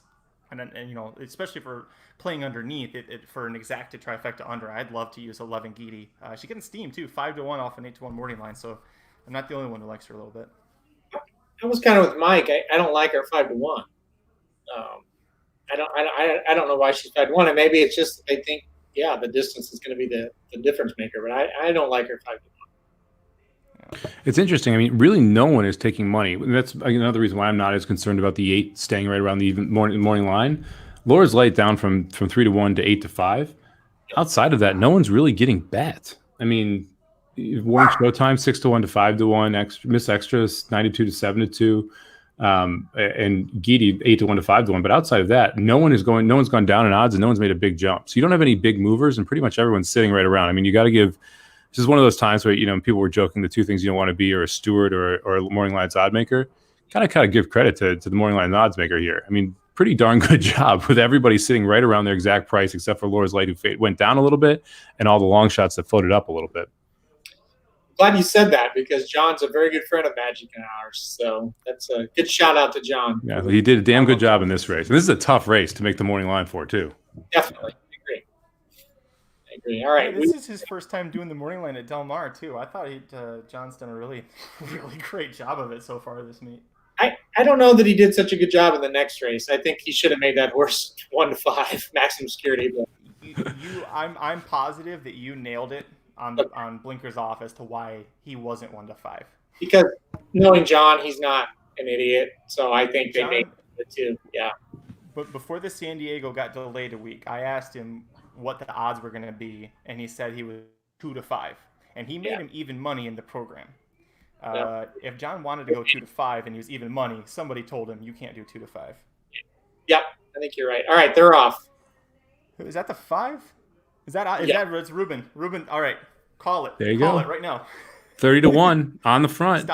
Stop it at the wire the first time. Just don't be dumb, Parkour, you stop it. Yeah. Speaking of dumb, remember Parkour? I think I loved her in the honeymoon when she just went out and was like 10 lengths ahead of everybody on the backstretch and then just dropped anchor hard. I'm glad Ruben just let them go there. Yeah, that was smart. And she's proven she can settle at sprinting. I don't know. We'll see what she handles here, but I mean, this is going to be a tough trip. If Laura's Light wins, she deserves to win in this trip.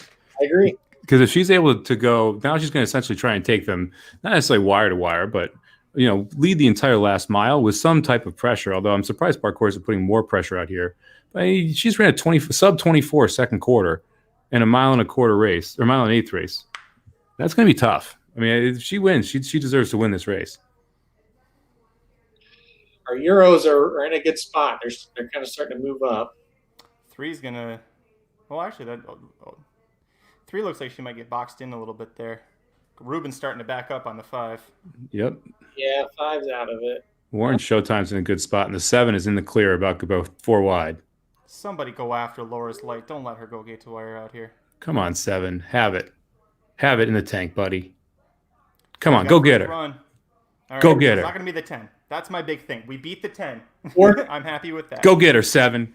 Go get her, 7. Come on, baby. Get up. 8's coming. Get up. Get 7 up. got it. Good job, Get Mike. up. Whoa. Good job, Mike. Bang. 20-1. That's what we're talking about. 7, 2, 4, 8. 3 was last. Second to last. Sorry, Ruben's last. That's what I'm talking about. Good job, Mike. Thank you. Mike. Yeah.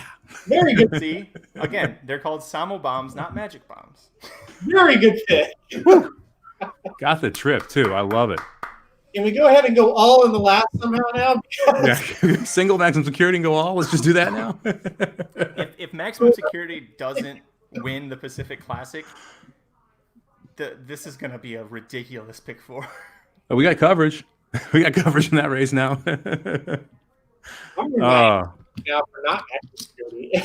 What's funny is California Kook runs second. That race looks a lot better now, doesn't it? It does. It does. And the 8 is the best Euro. Yep. Yeah, we had the right Euro Magic, but she wasn't good enough. The 1 ran 5th. The horses 1, 2, 3 in that race ran 1, 2, 5 in this race. Wow. That's crazy. And all of them got left. None of them got bet at all. 40-1, 25-1, 19-1, and they run 1, 2, 5 in this race. Oh my. Well, that's going to liven up some sequences, huh? Now I'm even more pissed I didn't put that damn 7 in the first leg of the pick 5. You got in the pick 4 though, right? Yeah, I'm live in the pick 4. Yeah. Well, so are we. Let's do it. $40.50. Come on. One time. Oh, you guys want a third of it? Is that how this works now? Yeah, I Venmo'd you my third. I'm kidding. Oh, see, now I'm really happy I didn't take the 10 because I was like, oh, do I take the chalk or I just pass it up and let Aaron make the decision? I'm glad I passed it up and let you make the decision. Jack says thank you for letting him hang out. He's gonna go eat his dinner now. That's great. I love that. We need more of that. I showed Aaron beforehand, but he sits on my desk right there while I work. He just likes to curl up right there. So this is getting fun. This is getting a lot of. We went from just jackassing around to now we're going to sweat a little bit, guys. Because I have a great feeling we're going to be live in the last leg. It's going to be the highest of highs and the lowest of lows if we're not live to the last leg. If we get knocked out 3 deep in the Pacific Classic, I don't know what I'm going to do. Jump off a cliff.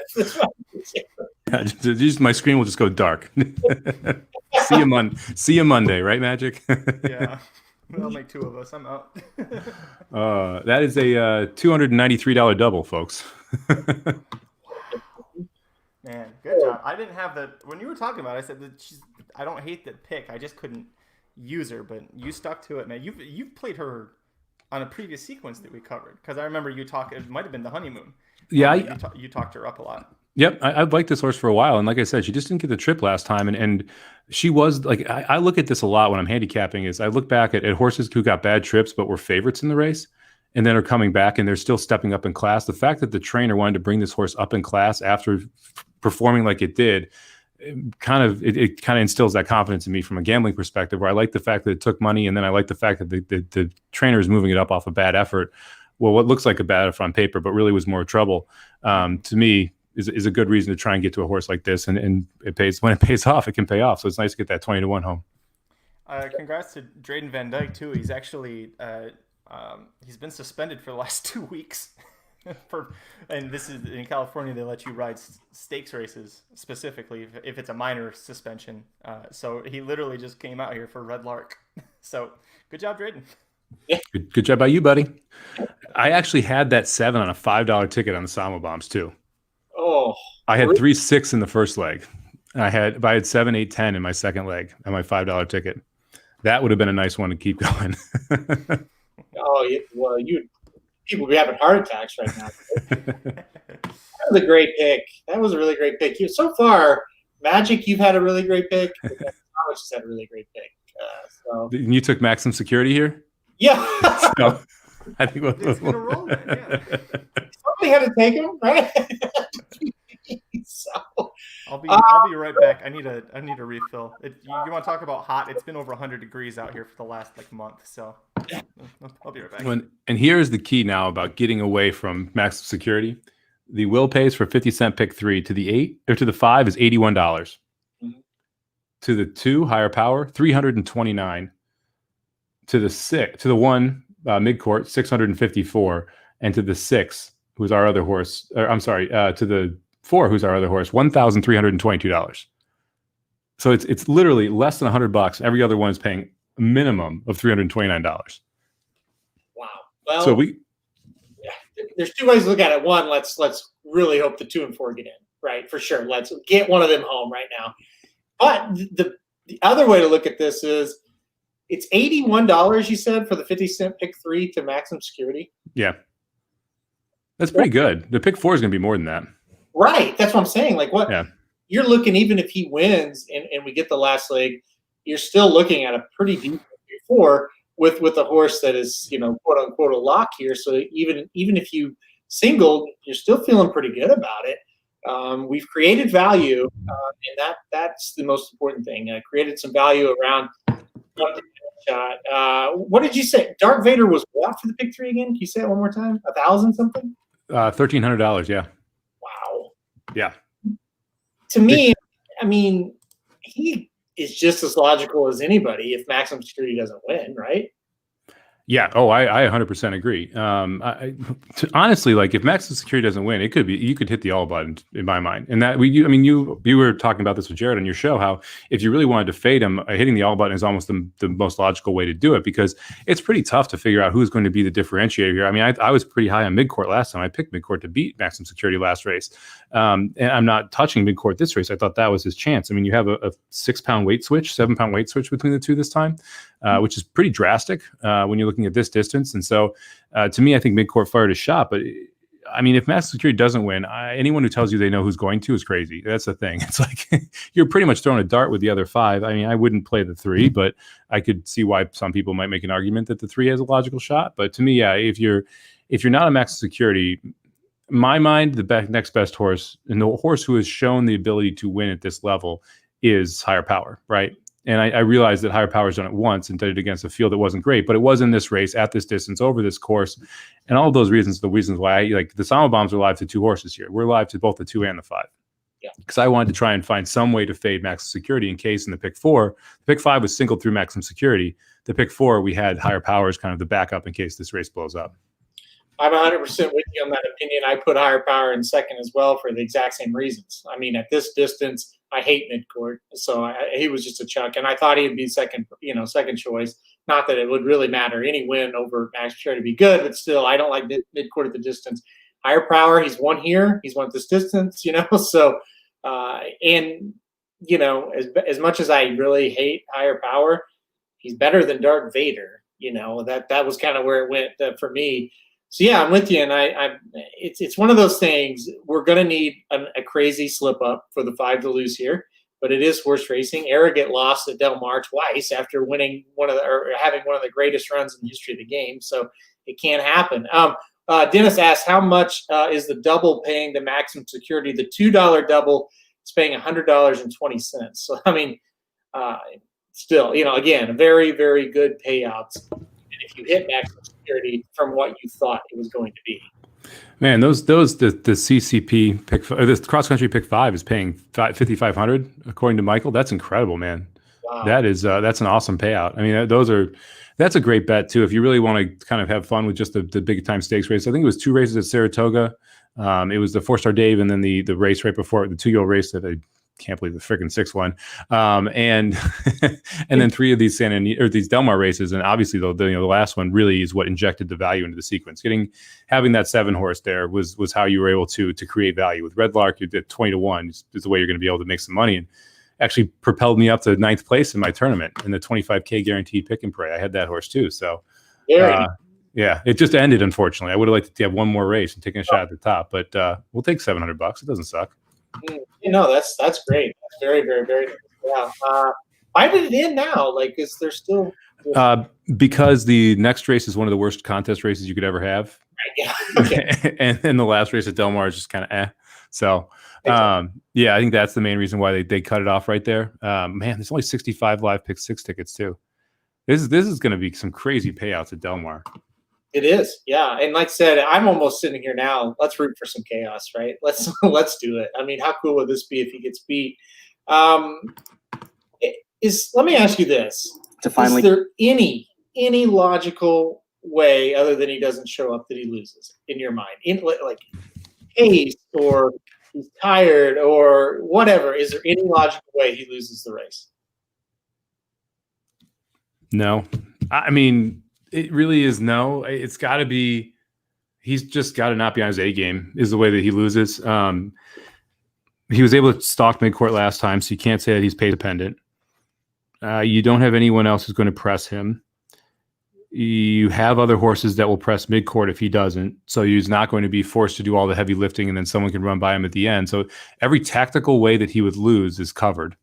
Yeah. So to me, you really have to. Someone has to be better than him, and I'm not sure there's anyone in this field that's better than him. On any given day, any horse can be better than any horse. So let's not, it is horse racing. They run the race for the reason, right? But yeah, it's going to be tough to beat him in this spot, and it's going to take.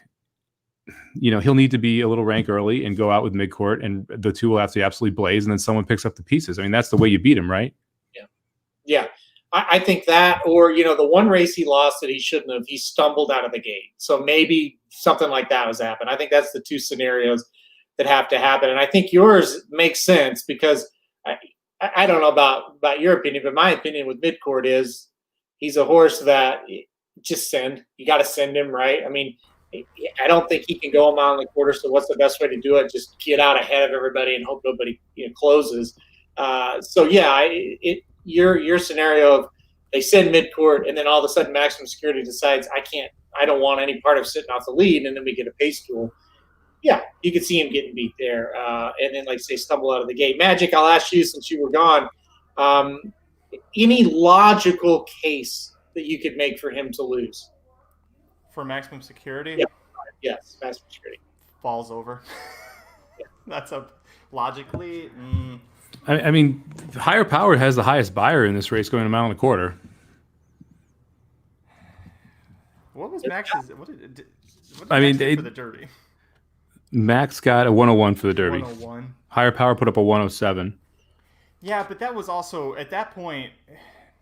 Higher Power was like he was getting a ton of steam and a ton of hype. He'd been working absolutely lights out right up to that point, and there was a lot of chatter from some people that I trust at Del Mar that were saying the Higher Power is going to have a career best effort here, and he did, and he didn't really ever duplicate that. And you can make excuses for just about every race, but at that point, you're making excuse after excuse after excuse, and I think he's definitely, if you wanted to use him underneath, he's a logical choice, but I don't know. It's going to take something bad happening with Maximum Security for him, because Baffert, and this is a classic Baffertism, but he said after the San Diego, he was like, I had him 80% cranked. It's like, yeah, great. So 20% carrying even weight with Midcourt. What? Like there just isn't. I mean, you saw, I think the time to beat Maximum Security was the San Diego because it was a long layoff, first time with a new trainer, carrying way more weight than anybody else, and you had the jockey tactics of Prat and Espinoza doing whatever they could to try and just throw him off his game. And Pratt's going to be waiting for that now, and I don't think that's going to I'm sorry, Cedillo's going to be waiting for that. I don't think it's going to happen again. Yeah, I mean, I said this when you were off the stream. I think Midcourt's shot at Maximum Security was last race. I don't think Midcourt has a chance in this spot. I mean, it's I was on Midcourt and I'm completely off Midcourt here, and I think, yeah, I would be surprised if he loses. I think the way to make money in this race is to play straight tries or straight exactas. I think that's how you try and profit here. If you're not live in the multi-race stuff, maybe go with to me, I think Higher Power is a clear second choice. I would use 5-2 and then take your pick underneath. I know you guys have differing opinions, or we all have differing opinions on who that would be. I would probably play the 5-2-4 straight try and call it a day and see if I can hammer that for like $20 and play $20 on the race. And if that thing pays out, $10 for 50 cents, $8 for 50 cents, something like that. And I have it 40 times, I get back like $400. That's not so bad. Right. I mean, that's kind of what you have to do. You got to play straight and you got to play big denominations. There's just no other way around it. I mentioned on Bleakers Off, I thought this was the worst Pacific Classic in the history of the race. Magic, agree or disagree? I will disagree in the sense that last year you had twice the size of the field and nobody close to the hype of Maximum Security. I think it just depends on what your definition of worst is, because here there's at least somebody that's interesting and you're excited to see this. Last year we were looking at, who was that dumbass Dallas Stewart, was it Dallas Stewart horse that came in, and Rudy Brissett had a horse that came in, and they both finished off the board. And draft pick and Mongolian Groom ran second and third last year. And Mongolian Groom won he beat McKinsey in his next race to win to get into the Breeders' Cup, but I mean, draft pick? Yeah. I think the argument for Magic is valid. It's how do you judge what a good race is, right? Because last year's race is not great because Higher Power was the winner. I mean, if Maximum Security wins this 3 years from now, Maximum Security's Pacific Classic will not be considered a bad race because of Maximum Security, right? I mean, you have that. There's definitely some scenarios where, I don't know, let's say some of the Sister Charlie races last year where she aired, were those bad races? I mean, she won them. She beat nothing, but she won them, so it's a good race because she won it. You know what I mean? So it kind of depends on how you look at it.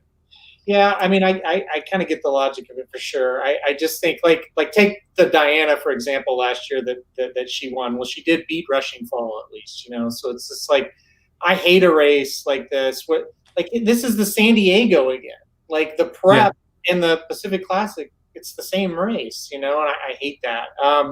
You're right though. 3 years from now, if Maximum Security wins. 3 years from now, people will go, well, that was another good Pacific Classic winner in a long line of history of other than Higher Power of winning. It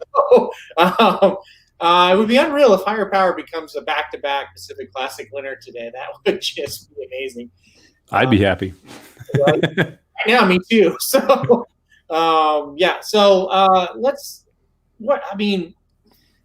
Magic, you brought up Dark Vader a little bit. We haven't really talked about it much. I'll let you kind of take him over a little bit here. He does have a win last time out, which is more than he can say for anybody but Maximum Security. And you saw, Kershaw and Potantico ran well. They didn't win their last race, right? No, but he's been getting, again, this is someone, the reason I'm playing him in my contest, A, there's absolutely zero value picking Maximum Security. B, it's a little less version of what happened with Higher Power last year, where I was hearing from some sharp handicappers that that Dark Vader's coming into this, but he's okay. And a big question is going to be the distance, but if you look at what he's done in Mount A, specifically in the Cornhusker handicap, he didn't get the win, but he had a pretty rough trip, and those weren't great horses that he was facing, but he's not the super talented horse that could overcome a rough trip like that to get up for it. I'm not going to make a strong case that you need to play him, but it's also Peter Eurton is very talented, and Umberto Rispoli, if you're just now tuning in, he's kind of good. So the fact that Rispoli's riding for the second straight time, that Del Mar race last out, that was his first time here, and since then, look at his works. He's got back-to-back bullets, so this horse is in top shape. He's third off of a layoff. There's a lot to like about this horse. If Maximum Security wasn't in here, I would be making a strong case to play him to win. But with Max here, I think Mike said you were going to go 5-2-4. I'd go 5-4-2, and I think 2 and 4, you're almost splitting hairs about who you like there. I definitely like the price 23-1 on Dark Vader. 5-4 straight exact is $13 right now. Magic 13-1, 5-4 straight. I mean that's the way you're gonna have to play this. If you like the 5. Then you got to pick who's second and try and figure out how to create value. And I mean, if 13-1 that the 4 horse beats everybody else is a pretty good number, Magic. Load that account up. Let's go. Come on, back that Brinks truck. Listen, I've actually had a decent day so far betting wise, so I'm not gonna push my luck here, because usually when I'm like, hey, I'm doing well, I'll try a little something. That's when it starts to go sideways. Yeah. So we had a question. When is post? We're 8 minutes to post right now. They are in the post parade out on the track. One question I had, one thing I think is interesting, and Del Mar's done this before and it's worked for them. They're offering show betting, and especially after Maximum Security, San Diego, I get why you would have allowed show betting there. They're allowing show betting here, and if you don't know the ins and outs of this, Maximum Security is going to take so much damn money to show by the time that this race goes off that they have to pay out $210. Del Mar could very well lose money if Maximum Security hits the board for second or third in the show pool. So a lot of tracks will, to cover themselves, they'll just say, nope, we're just going to, New York loves to do this. If there's a strong horse like Decorated Invader earlier this year, they just say no show betting because we think we've got a strong horse here. We don't want to risk having to lose money on this race. Does that tip anything to you guys? Do you think that maybe someone at Del Mar is going, hey, maybe this could happen? Or are they just trying to get money? I mean, I'm a little surprised by it, but I think I don't really take it as a sign of anything one way or the other. Just that I'm surprised that they're allowing show betting in the 6-horse field. I don't really take it as a sign that Maximum Security is getting ready to run a clunker. Let's put it that way. I am not as surprised because I think, and this is just personal opinion, I think you've seen less show jumping, and I have no facts to back this up. I think you've seen less show jumping since the pandemic started because you have to have hundreds of thousands of dollars in your online account versus walking into a track, betting it, and walking out with the money. So I would expect that you've seen less in the pandemic. And right now we only have $46,000 of a $77,000 pool. So it's actually not that heavy show jumping right now going on Maximum Security. And to me, like, imagine having to load $100,000 into your TVG account, then betting it, then having it sit there for 2 days while it passes, and then being able to take it out just for the 10% or 5%, assuming you win. To me, it's just so much not as logical, right? It's just kind of crazy. So it's really a bet that I just have never understood. Never. It goes against everything that we try to preach on the site, and really just logically speaking, it's like you're trying to bet a little to make a lot, not the opposite. So yeah, I just never understood it, but whatever. Appreciate that, JP. Thank you very much. Glad we got that 7 home. Glad you're enjoying it, man. It's out there every Friday, Saturday, Sunday. We're gonna do more grids during the week too. The Arlington thing was a hit, so hopefully we can keep rolling that stuff out out there. Sorry, Jared tried adding in and I clicked him out. Sorry, Jared. What's up? Welcome to the party. How's it going? Have I missed anything? Yeah, actually. We're live. We got a group pick 4 that's going that we're live in. Yeah. Dude, so I watched Red Lark on on my way home, and we talked about this horse on Blinkers Off, and both Halterman and I kind of agreed this horse made a little sense, but it's just like, how can this horse improve that much? I mean, if you could play it, how deep did you go in that leg? Damn, that's good. Yeah. Who did you use? Laura's Light or Tosser? We drafted, so we literally went 1, 2, 3, drafting for each leg. So we're 3 by 3 by 3 by 3. And I had second pick in that leg, and I took the 7 because I didn't want the 10. So I made Aaron decide if he wanted the 10 or he wanted to take someone else. So wait, you got 3 in this leg here? Yeah. Oh, that's good to know. You guys are covered. Yeah. Who do you got? We got 2, 4, 5. I tried passing. Wow. It got to me, and I said pass, and they wouldn't let me. I wanted 2 bullets in the last one. Let's get that 4 home, son. That's what I'm talking about. Yeah. He is my second choice. It's great to be 3 deep here. It's really bad to be 3 deep in the last. That's where it's going to get dicey. Yeah. I'm afraid. All I got to say is if you guys somehow miss this leg here, then, I mean, I don't know what to tell you. Like, that'd just be insane if you don't get this. We're all going off, and then Jared's going to take the rest of the show. Yeah. I don't understand why Sharp Samurai actually showed up here, because he's cross-entered in the Del Mar Mile tomorrow. He's a turf horse. They did this with the San Diego. They scratched him out, put him in Eddie Reed. Why the hell are they actually trying it this time? I think they can get second in the Pacific Classic. I think, they probably said, we'll enter him and we'll see what it looks like. And then when it came up, they were like, well, hell, we might actually get second in this race, But I'm with you, of course.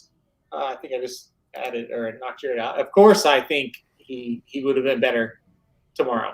I mean, he's a turf horse, and that's a turf race, so it makes sense that he would have been better tomorrow. But let's see, 3 minutes. He's 1 to 5 now, maximum security, so he's not 1 to 9.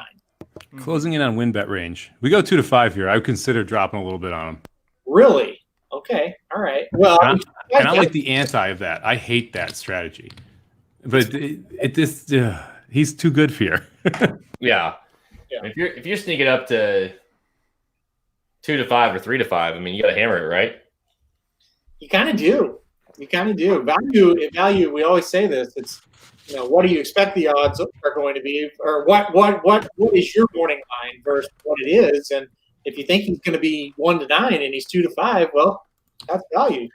Yeah, I mean, I would look at the doubles too. I don't know if people are taking a peek at this right now, but the 4 horse is a $13 double with maximum security for $2. The 5 horse is a $14 double, so you're effectively getting 6.5 or 7 to 1 on either of those horses in the next race. If you have a big opinion in the next race, parlaying it with maximum security would be a very good way to try and profit off of that or maximize your profits, because you're able to make this 1 to 5 and create some value. There's no way in hell that the 4 is going off at 6 to 1 next race. But that's what you can get on the double. So there's a good way to create more value there. Yeah. You're definitely right about that. 1 minute to close, getting ready to go. They're walking to the gate, guys. Yeah. Pacific Classic, a lot of classic horses, man, and won this race. So he could definitely be a worthy one if he wins it.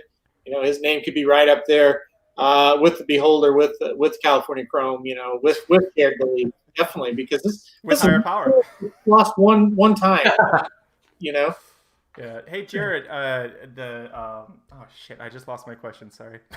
Oh, nope, lost it again. Never mind. Come back to me.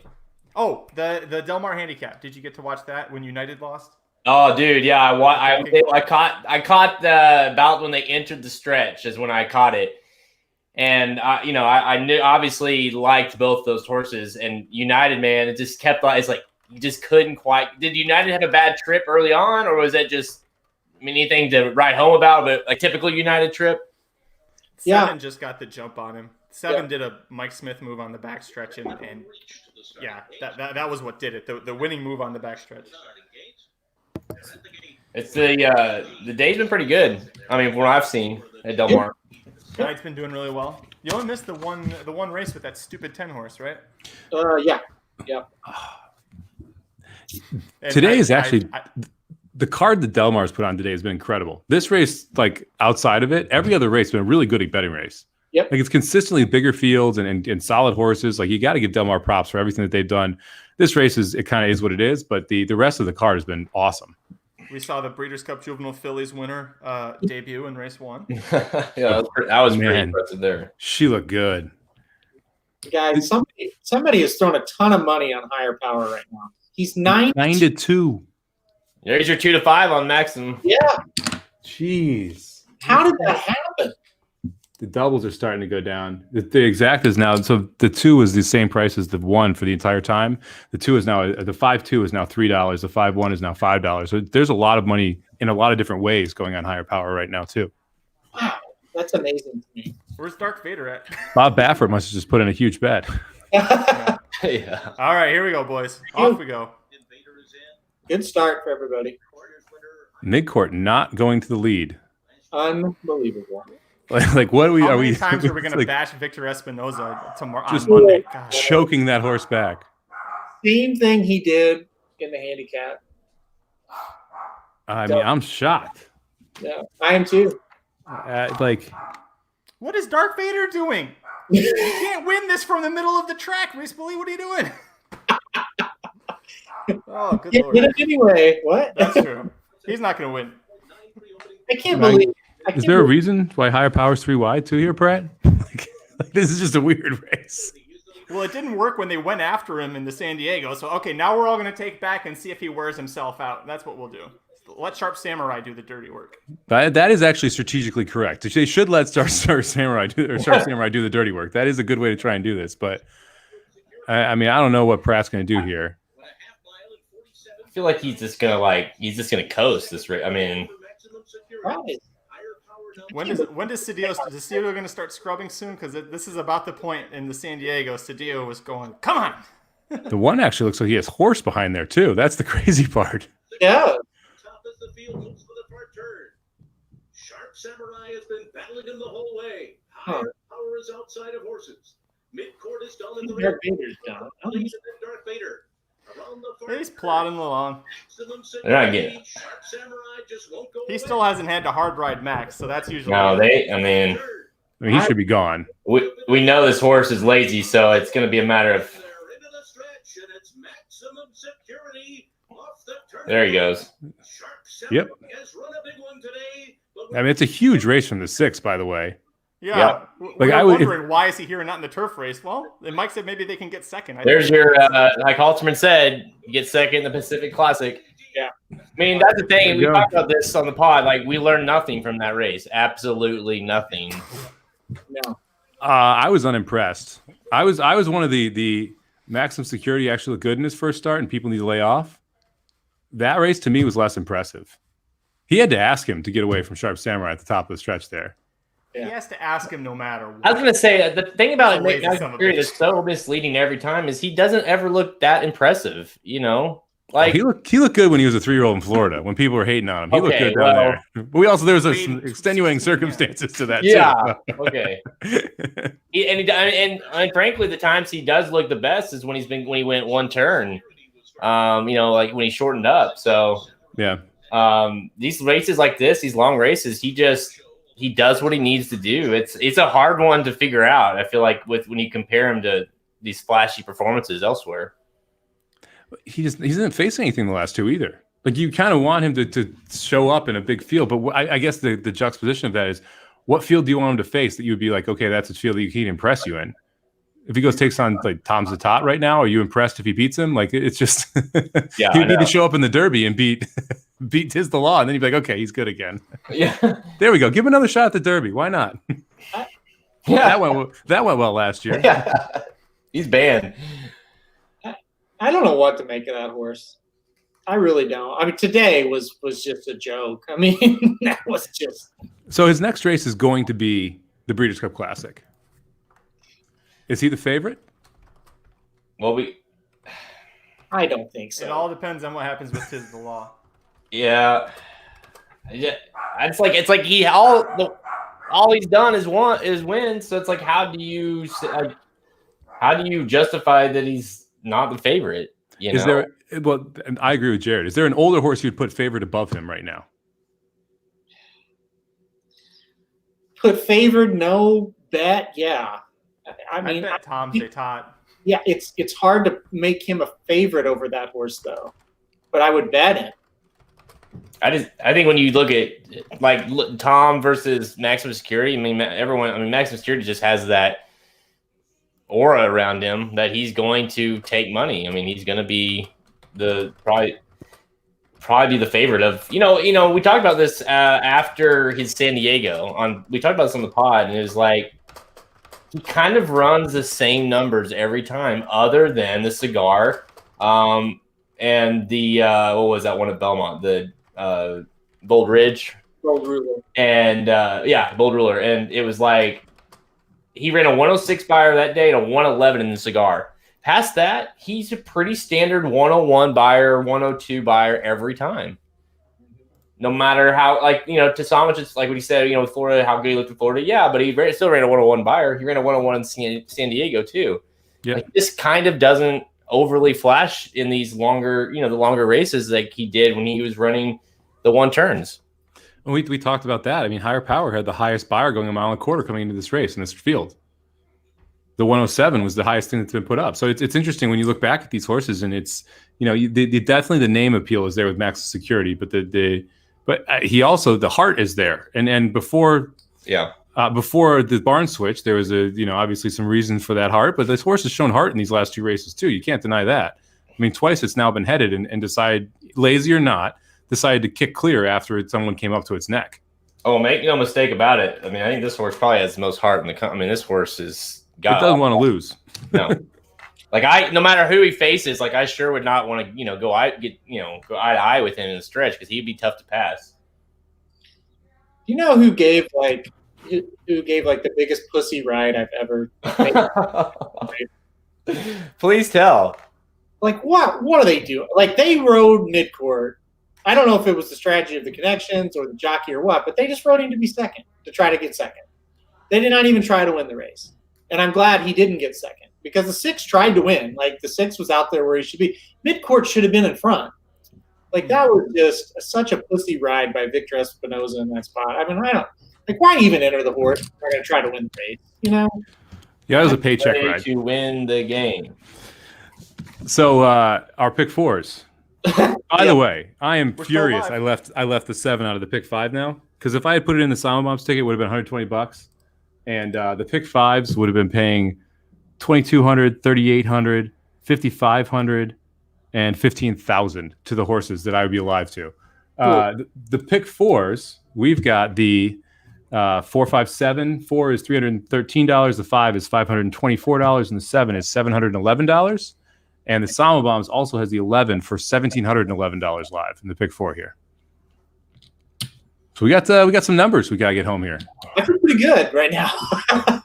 Hey, we're live to the last leg. It was a solid draft class. That's right. I do now agree with Magic. If we could take 6 horses here and only taking 1 in the last, that probably would have been a better betting strategy.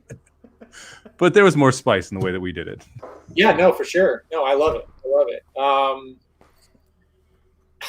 Final thoughts for me on Maximum Security. I'm going against him in the Breeders' Cup. That's where I'm just going to take. I have to trust my eyes, and it's just he looks good, but he's just not. I don't think he's what he was. I really don't. I'm ready to see the one of the most fun things about after Max Security ran in San Diego was just Twitter was just insane, you know. And it should be fun for the next hour or so to see what, you know. He's either still drugged or he's just as good as he used to be, or he sucks. Yeah, I'm to me, it's Tiz the Law. Something has to happen to Tiz the Law before I'll get off Tiz the Law. Yep. Here's a crazy theory. Remember what they did with Tiz the Law last year? They said we're not going to the Breeders' Cup after he won the Champagne. They said we're not going to the Breeders' Cup. We're going to save him because we think he's a better horse. Like we're looking big picture with him, and they didn't want to run too much. If they go Belmont, Traverse, Kentucky Derby, Preakness, and say they win all 4, do they skip the Breeders' Cup? Because they've already said he's going to run as a 4-year-old. They sold his breeding rights, but the contingency was he runs at age 4. I wouldn't be shocked if they passed. I'm not saying it's a smart thing, but I would not be shocked if they passed on the Breeders' Cup. I think you might be right. I wouldn't be shocked. I think he's going to run in it, but I wouldn't be shocked. Yeah. I'd be shocked. I mean, come on. How big is that purse? Yeah. It's fairly large, yeah. It's kind of big. Well, what are you saving him for?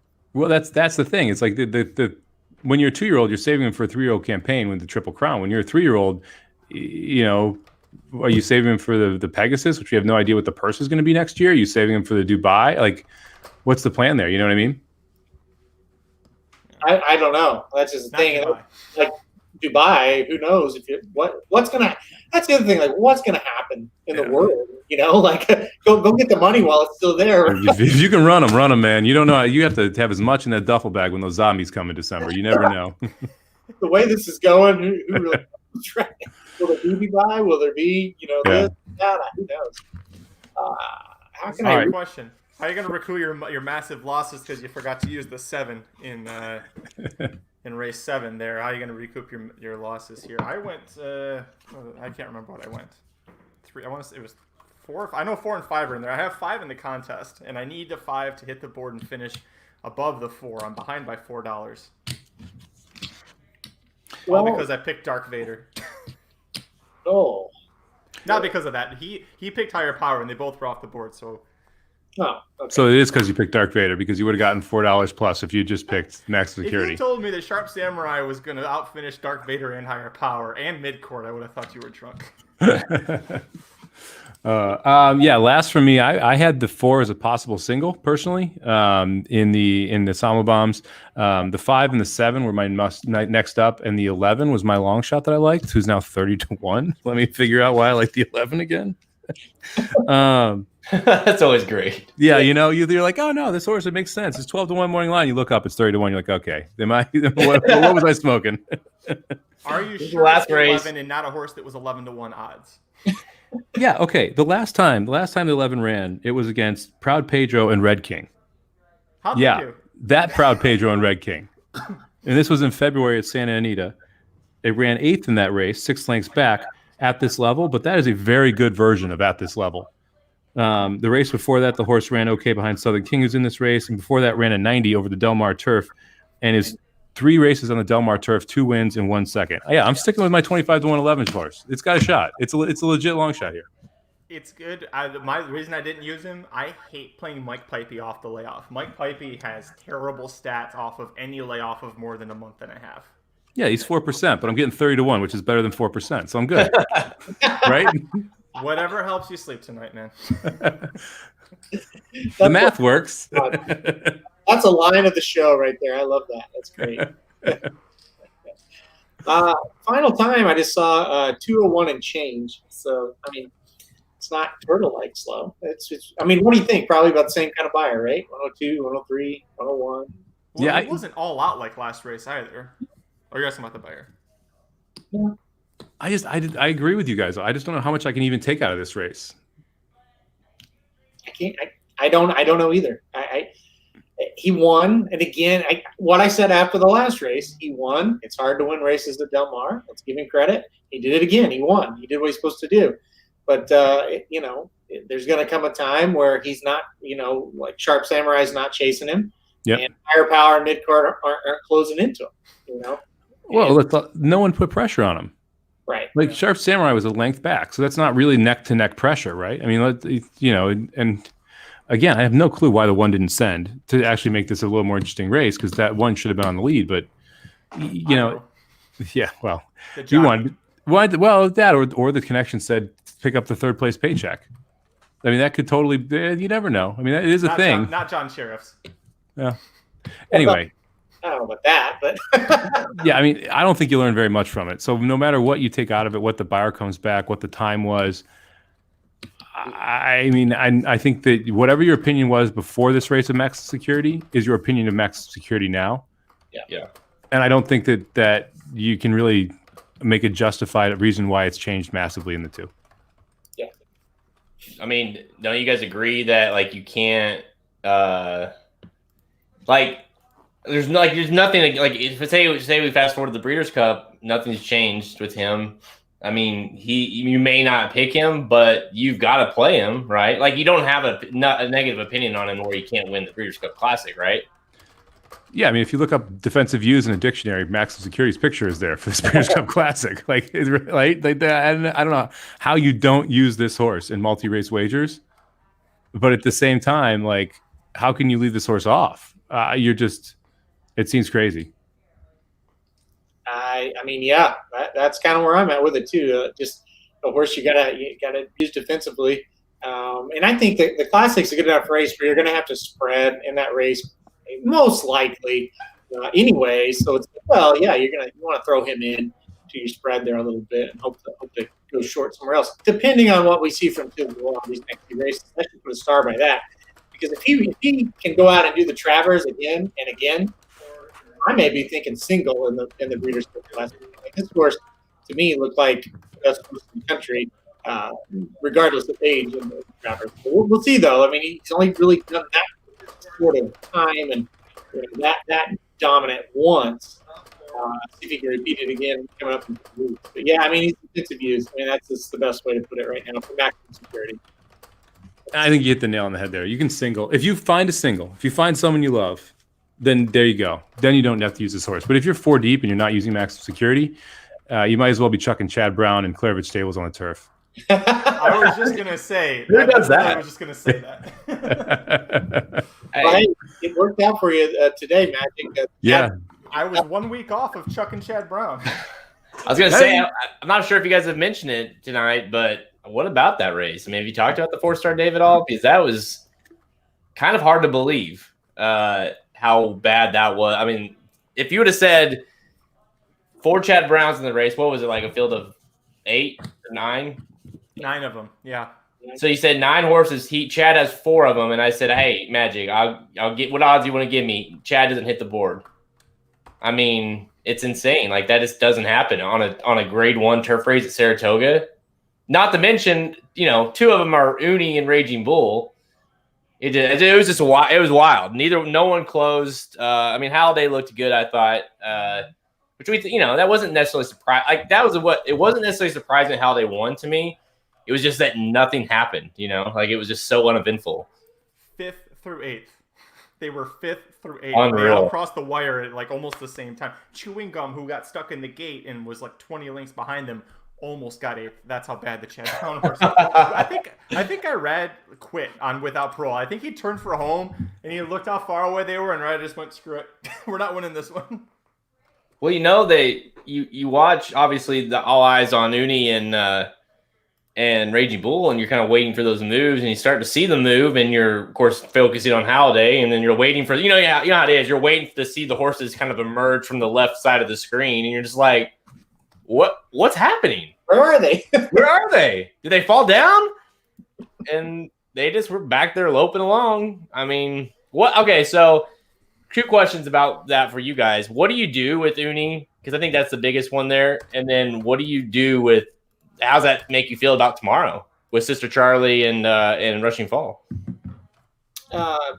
Tomorrow, I will say, let's see what kind of weather comes in. I have a hard time thinking that the weather and the rain didn't have an influence on that race. It was the only race on the inner all day today. And, if it's one thing, if maybe 1 or 2 closers don't close, but when the whole field just doesn't really move, it could have been conditioned. So let's see what happens there.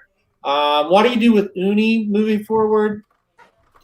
Probably a Chuck for me. going forward. Raging Bull, I don't know. I'll give a pass, maybe 2, but that's 2 in a row for Uni where she just hasn't looked good. Yeah, I'm out on Uni, and I think that race today is a race where you just don't take too much from it.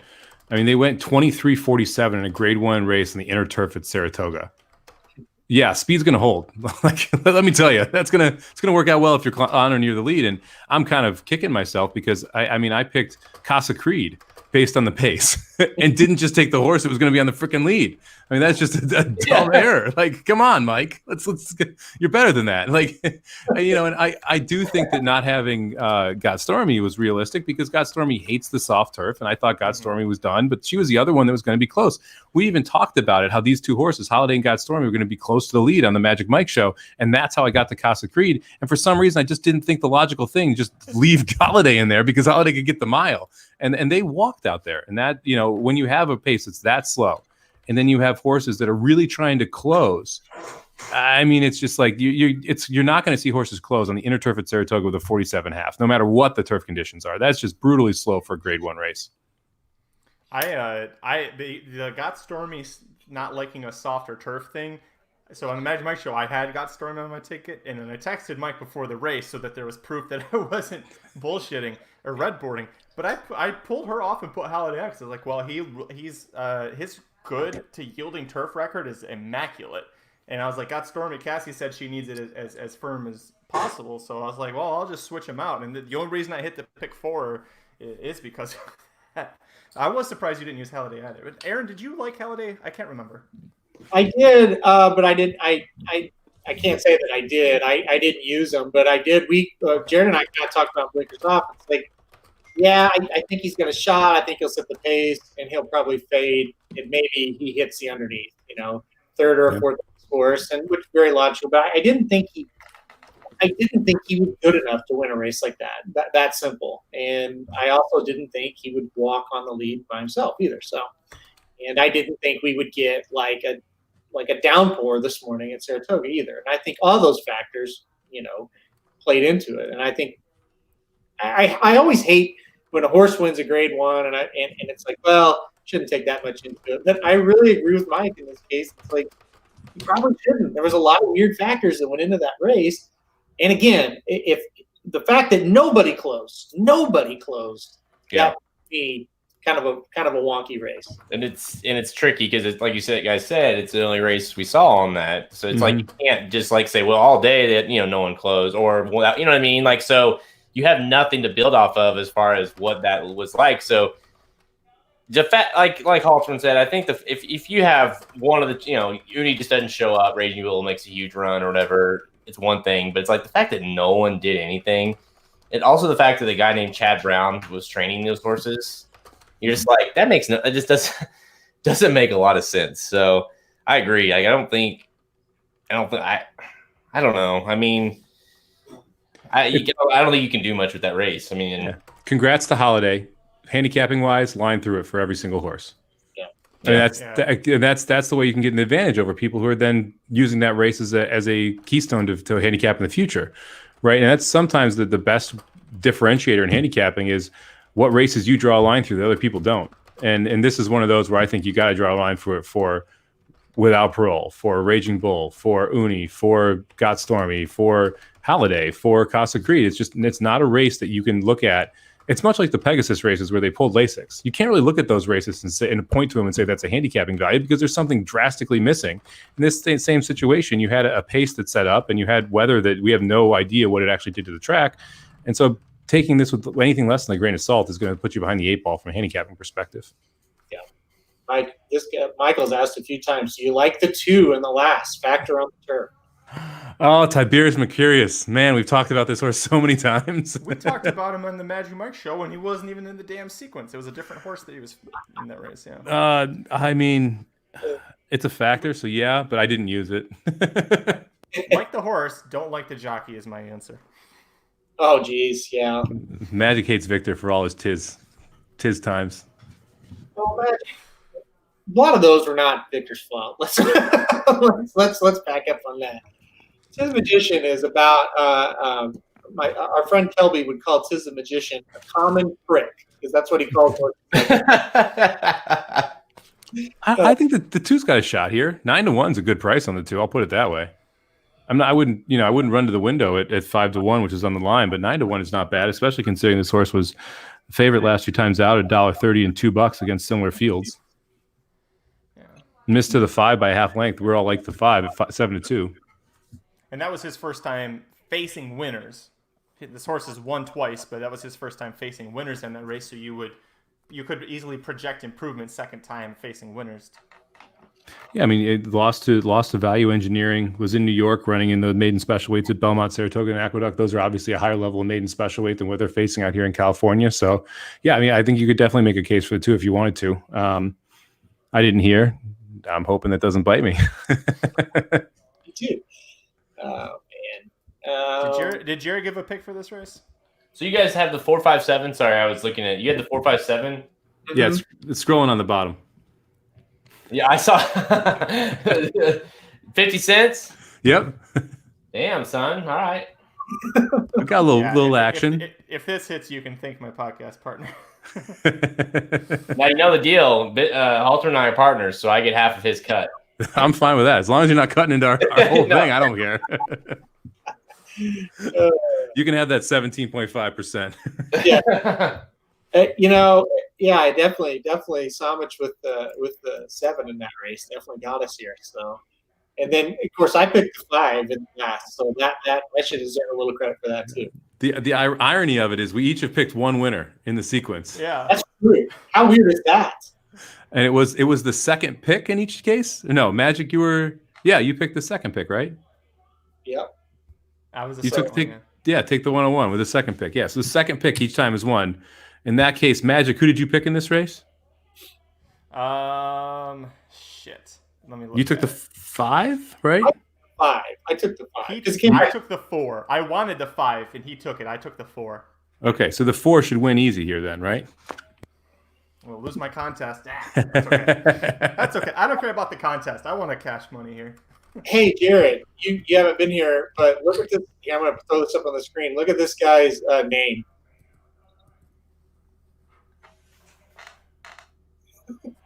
What? Oh.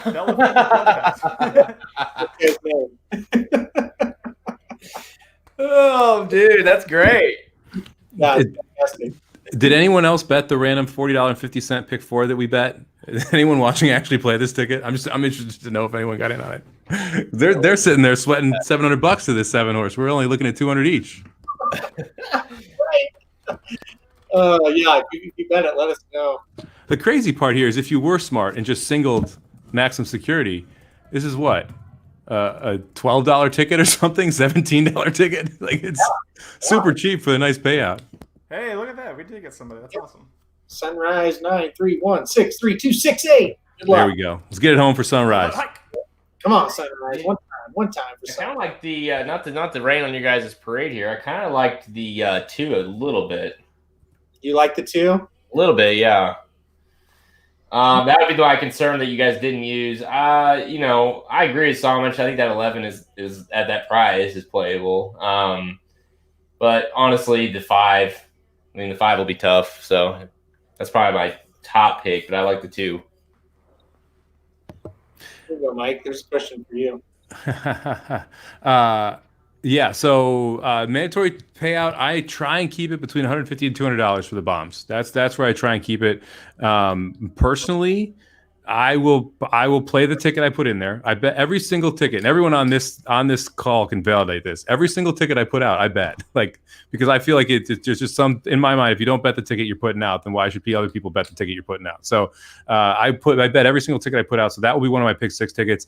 I generally don't have another one that's personal because that's what I would do with my own money. I have a group of like my uncles and my dad and I all play. So we'll probably play a $500-$600 ticket with a combination of all our money. We have like our own little Samich syndicate that we do. And then occasionally other friends of mine and I will throw things together. I haven't looked enough at the card tomorrow to know if I'll do it at Saratoga.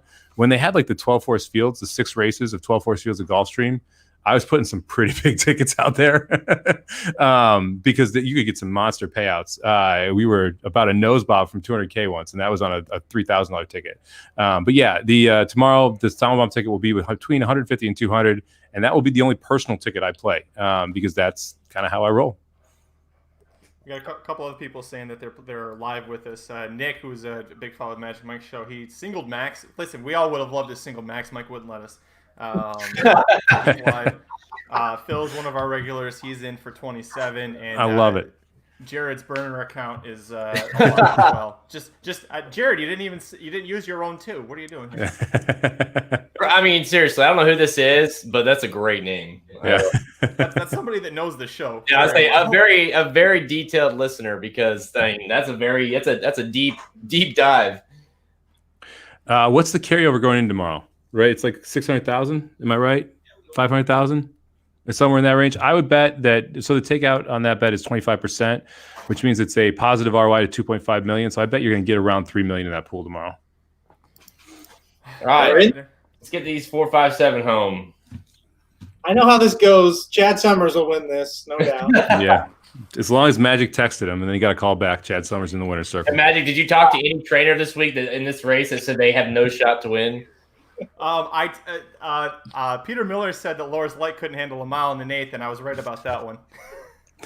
I love how Peter Miller said it and Magic was right. Yeah, that's Magic logic right there. Yeah. You know, I was right to listen to Peter Miller is my point. There we go. we asked if you talk to somebody, not what you read. Is 11 in last? Can we not be in last 11? Why is the 4 so Who's your 4? 5? Great position, 5. Just go That with 4 is pulling hard. that front 4 is rank. They're hustling out there. All right, 7's going to win it. 5 and 7 is in the trips if the actions are And Salvatore's got a nice inside spot there. And the 1 horse is really kind of giving it to the 4 here.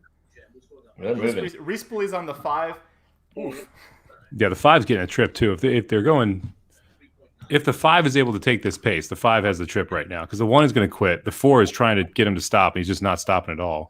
slowly. Come on, slowly. Jared, you should watch the race that Red King won when he beat United. Watch Respooly afterwards. Keep watching the Del Mar replay when he comes back. That guy was about dancing on top of that horse. He was 48. so excited.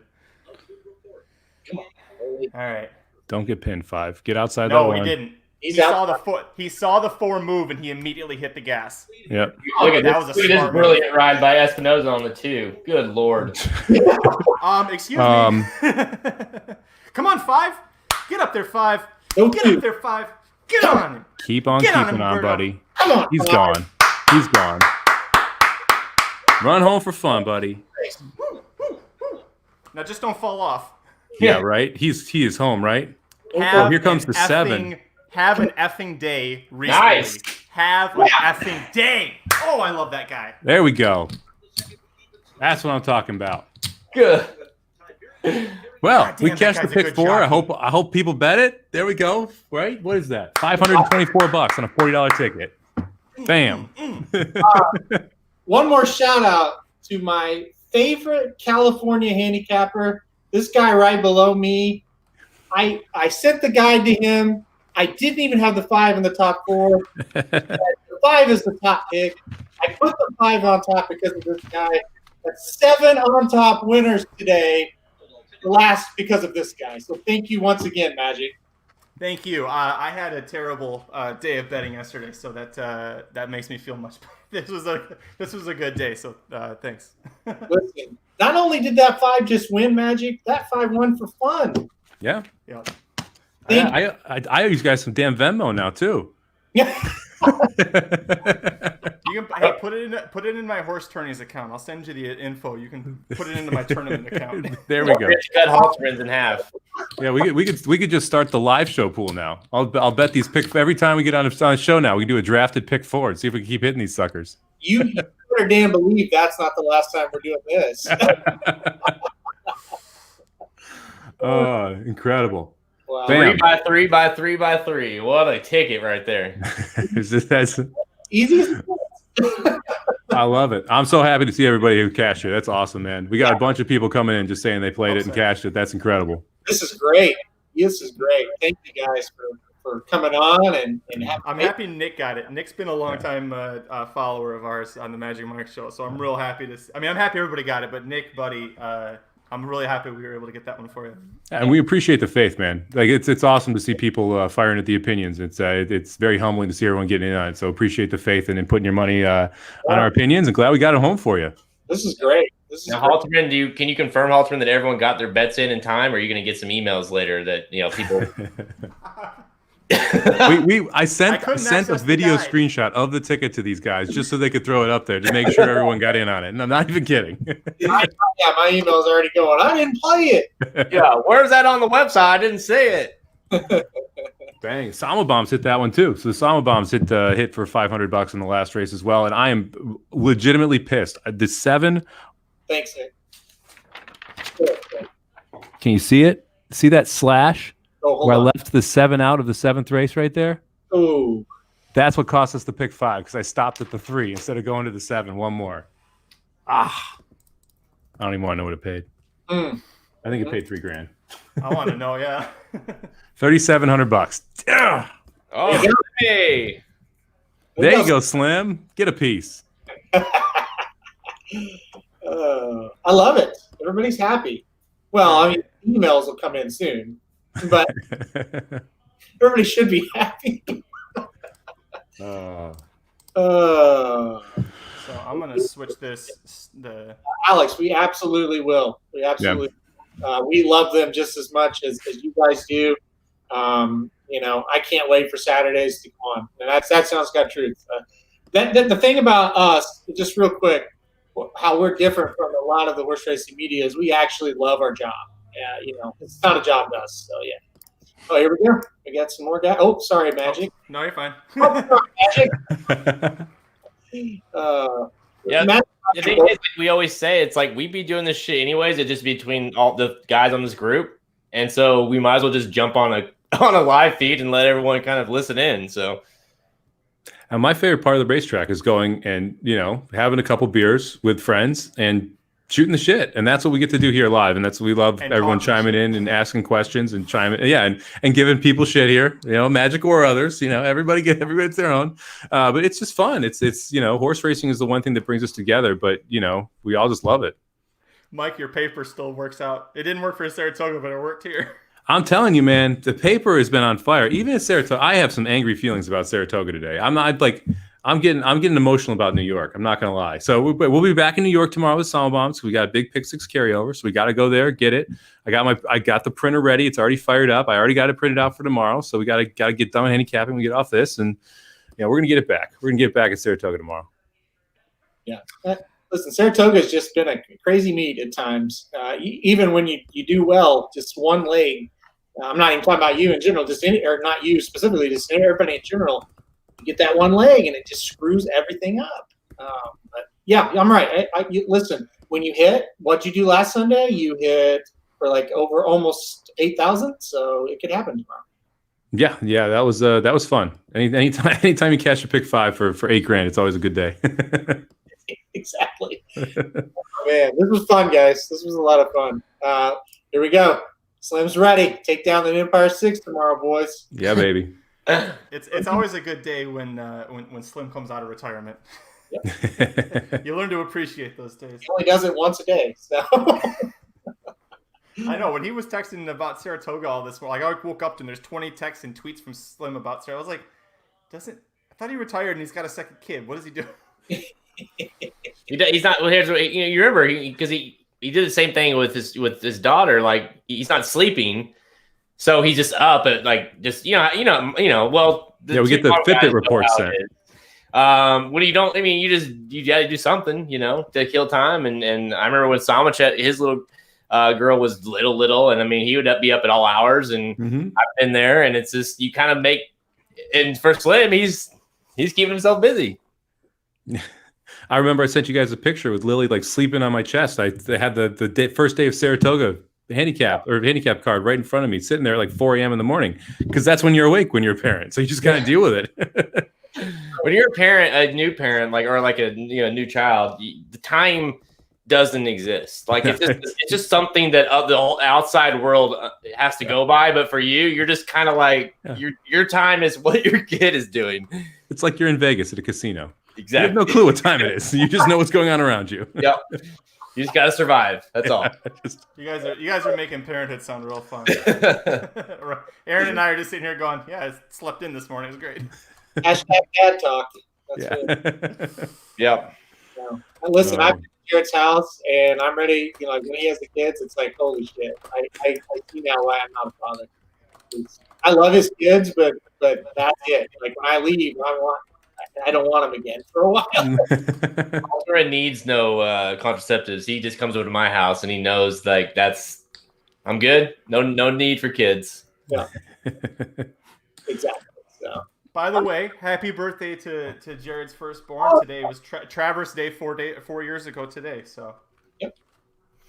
Yeah, thank you. Yep, we that's where I was at. We were at the bowling alley, so we did some bowling tonight, and yeah, it was fun. So thank you. And yeah, it's kind of seems like every birthday or year he's born, you've got an Arrogate, you've got a Catholic boy. This year you got Maximum Security.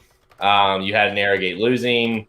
So you kind of just have his birthday for whatever reason every year is just seems like there's a big time horse running. So, and then and with Cooper, I got Hidden Scroll. So with my luck, it'll be if we ever have kids, they'll be born on like the Kentucky Derby and the Breeders' Cup Classic. That's what I'm gonna end up with. I was due on Belmont Day. I was due on Belmont Day. I was respectful and stayed in there an extra 2 weeks to make sure I didn't hit a big race. Your dad appreciated that, right? Yeah, he did. He's thanked me multiple times. Yeah, I know for sure he was thrilled. Yeah. It was an excellent decision, son. I'll never forget. I text Halterman after Coop was born, and I was like, and I watched Hidden Scroll win in the delivery room, and I was like, dude, I mean, another good horse, because with Cohen it was Arrogate, and I'm like, this is crazy, like this horse is going the Triple Crown, and and now I'm like, poor Cooper. Poor Cooper. That's right. That's why you weren't at that Pegasus. Yep. Yeah. You guys were getting soaked at Gulfstream while I was having a kid. So introducing Aaron to all you can eat Argentinian barbecue. That was so good. So hungover, and it was so needed. All right, gentlemen. I got to jump off here. I got to get to some Saratoga picks for tomorrow. Let's do it. Okay. Yeah, you got that Empire thing to take down tomorrow. I'm about halfway through the card. I got to finish it up and get some picks in. Hey, what you probably talked about when I walked away. What happened with the Thunder? They win? They won. Yeah. Sweet. Won easily. I hate the Rockets. I mean, I think it's just good that we got to win. I mean, one win in the series because they're not going to win the series. No. All right. Okay. Thanks. I'm not closing this off. I'm just a guest. So someone. I was gonna say, are we done or what are you want to? Yeah, you probably started it, right? So you finish it. Yeah. So we first of all, next week are we taking a week off? We're going to be back next week for a little something. I'm sure we'll be. Okay. So check us out next week. I think we'll be back for a little show, and then 2 weeks from today, they run a little race called the Kentucky Derby. They've been running it for a long, long time. Kind of a big race. 2 weeks? 2 weeks, yeah. And it's fine here. We will be here. We will have coverage. I bet we have coverage for hours on Saturday. We'll kind of be maybe a rotating shift, kind of like a G does, So we'll be here. We're ready for you guys. We got the guide coming out. Another successful guide today. Congrats, Aaron. And that's all because of Magic, and I'm serious when I say that. And let's get a big derby. Let's make up for last year's effing disaster of a derby. We're all over it. 2 weeks away from the derby. We'll see you back though next week. Check out Magic Mike Show on Monday. Blinkers off, and the Magic Mike Show on Thursday. We'll have a live show back for you on Saturday. Thanks, guys. Thank you. All right. Thanks, guys.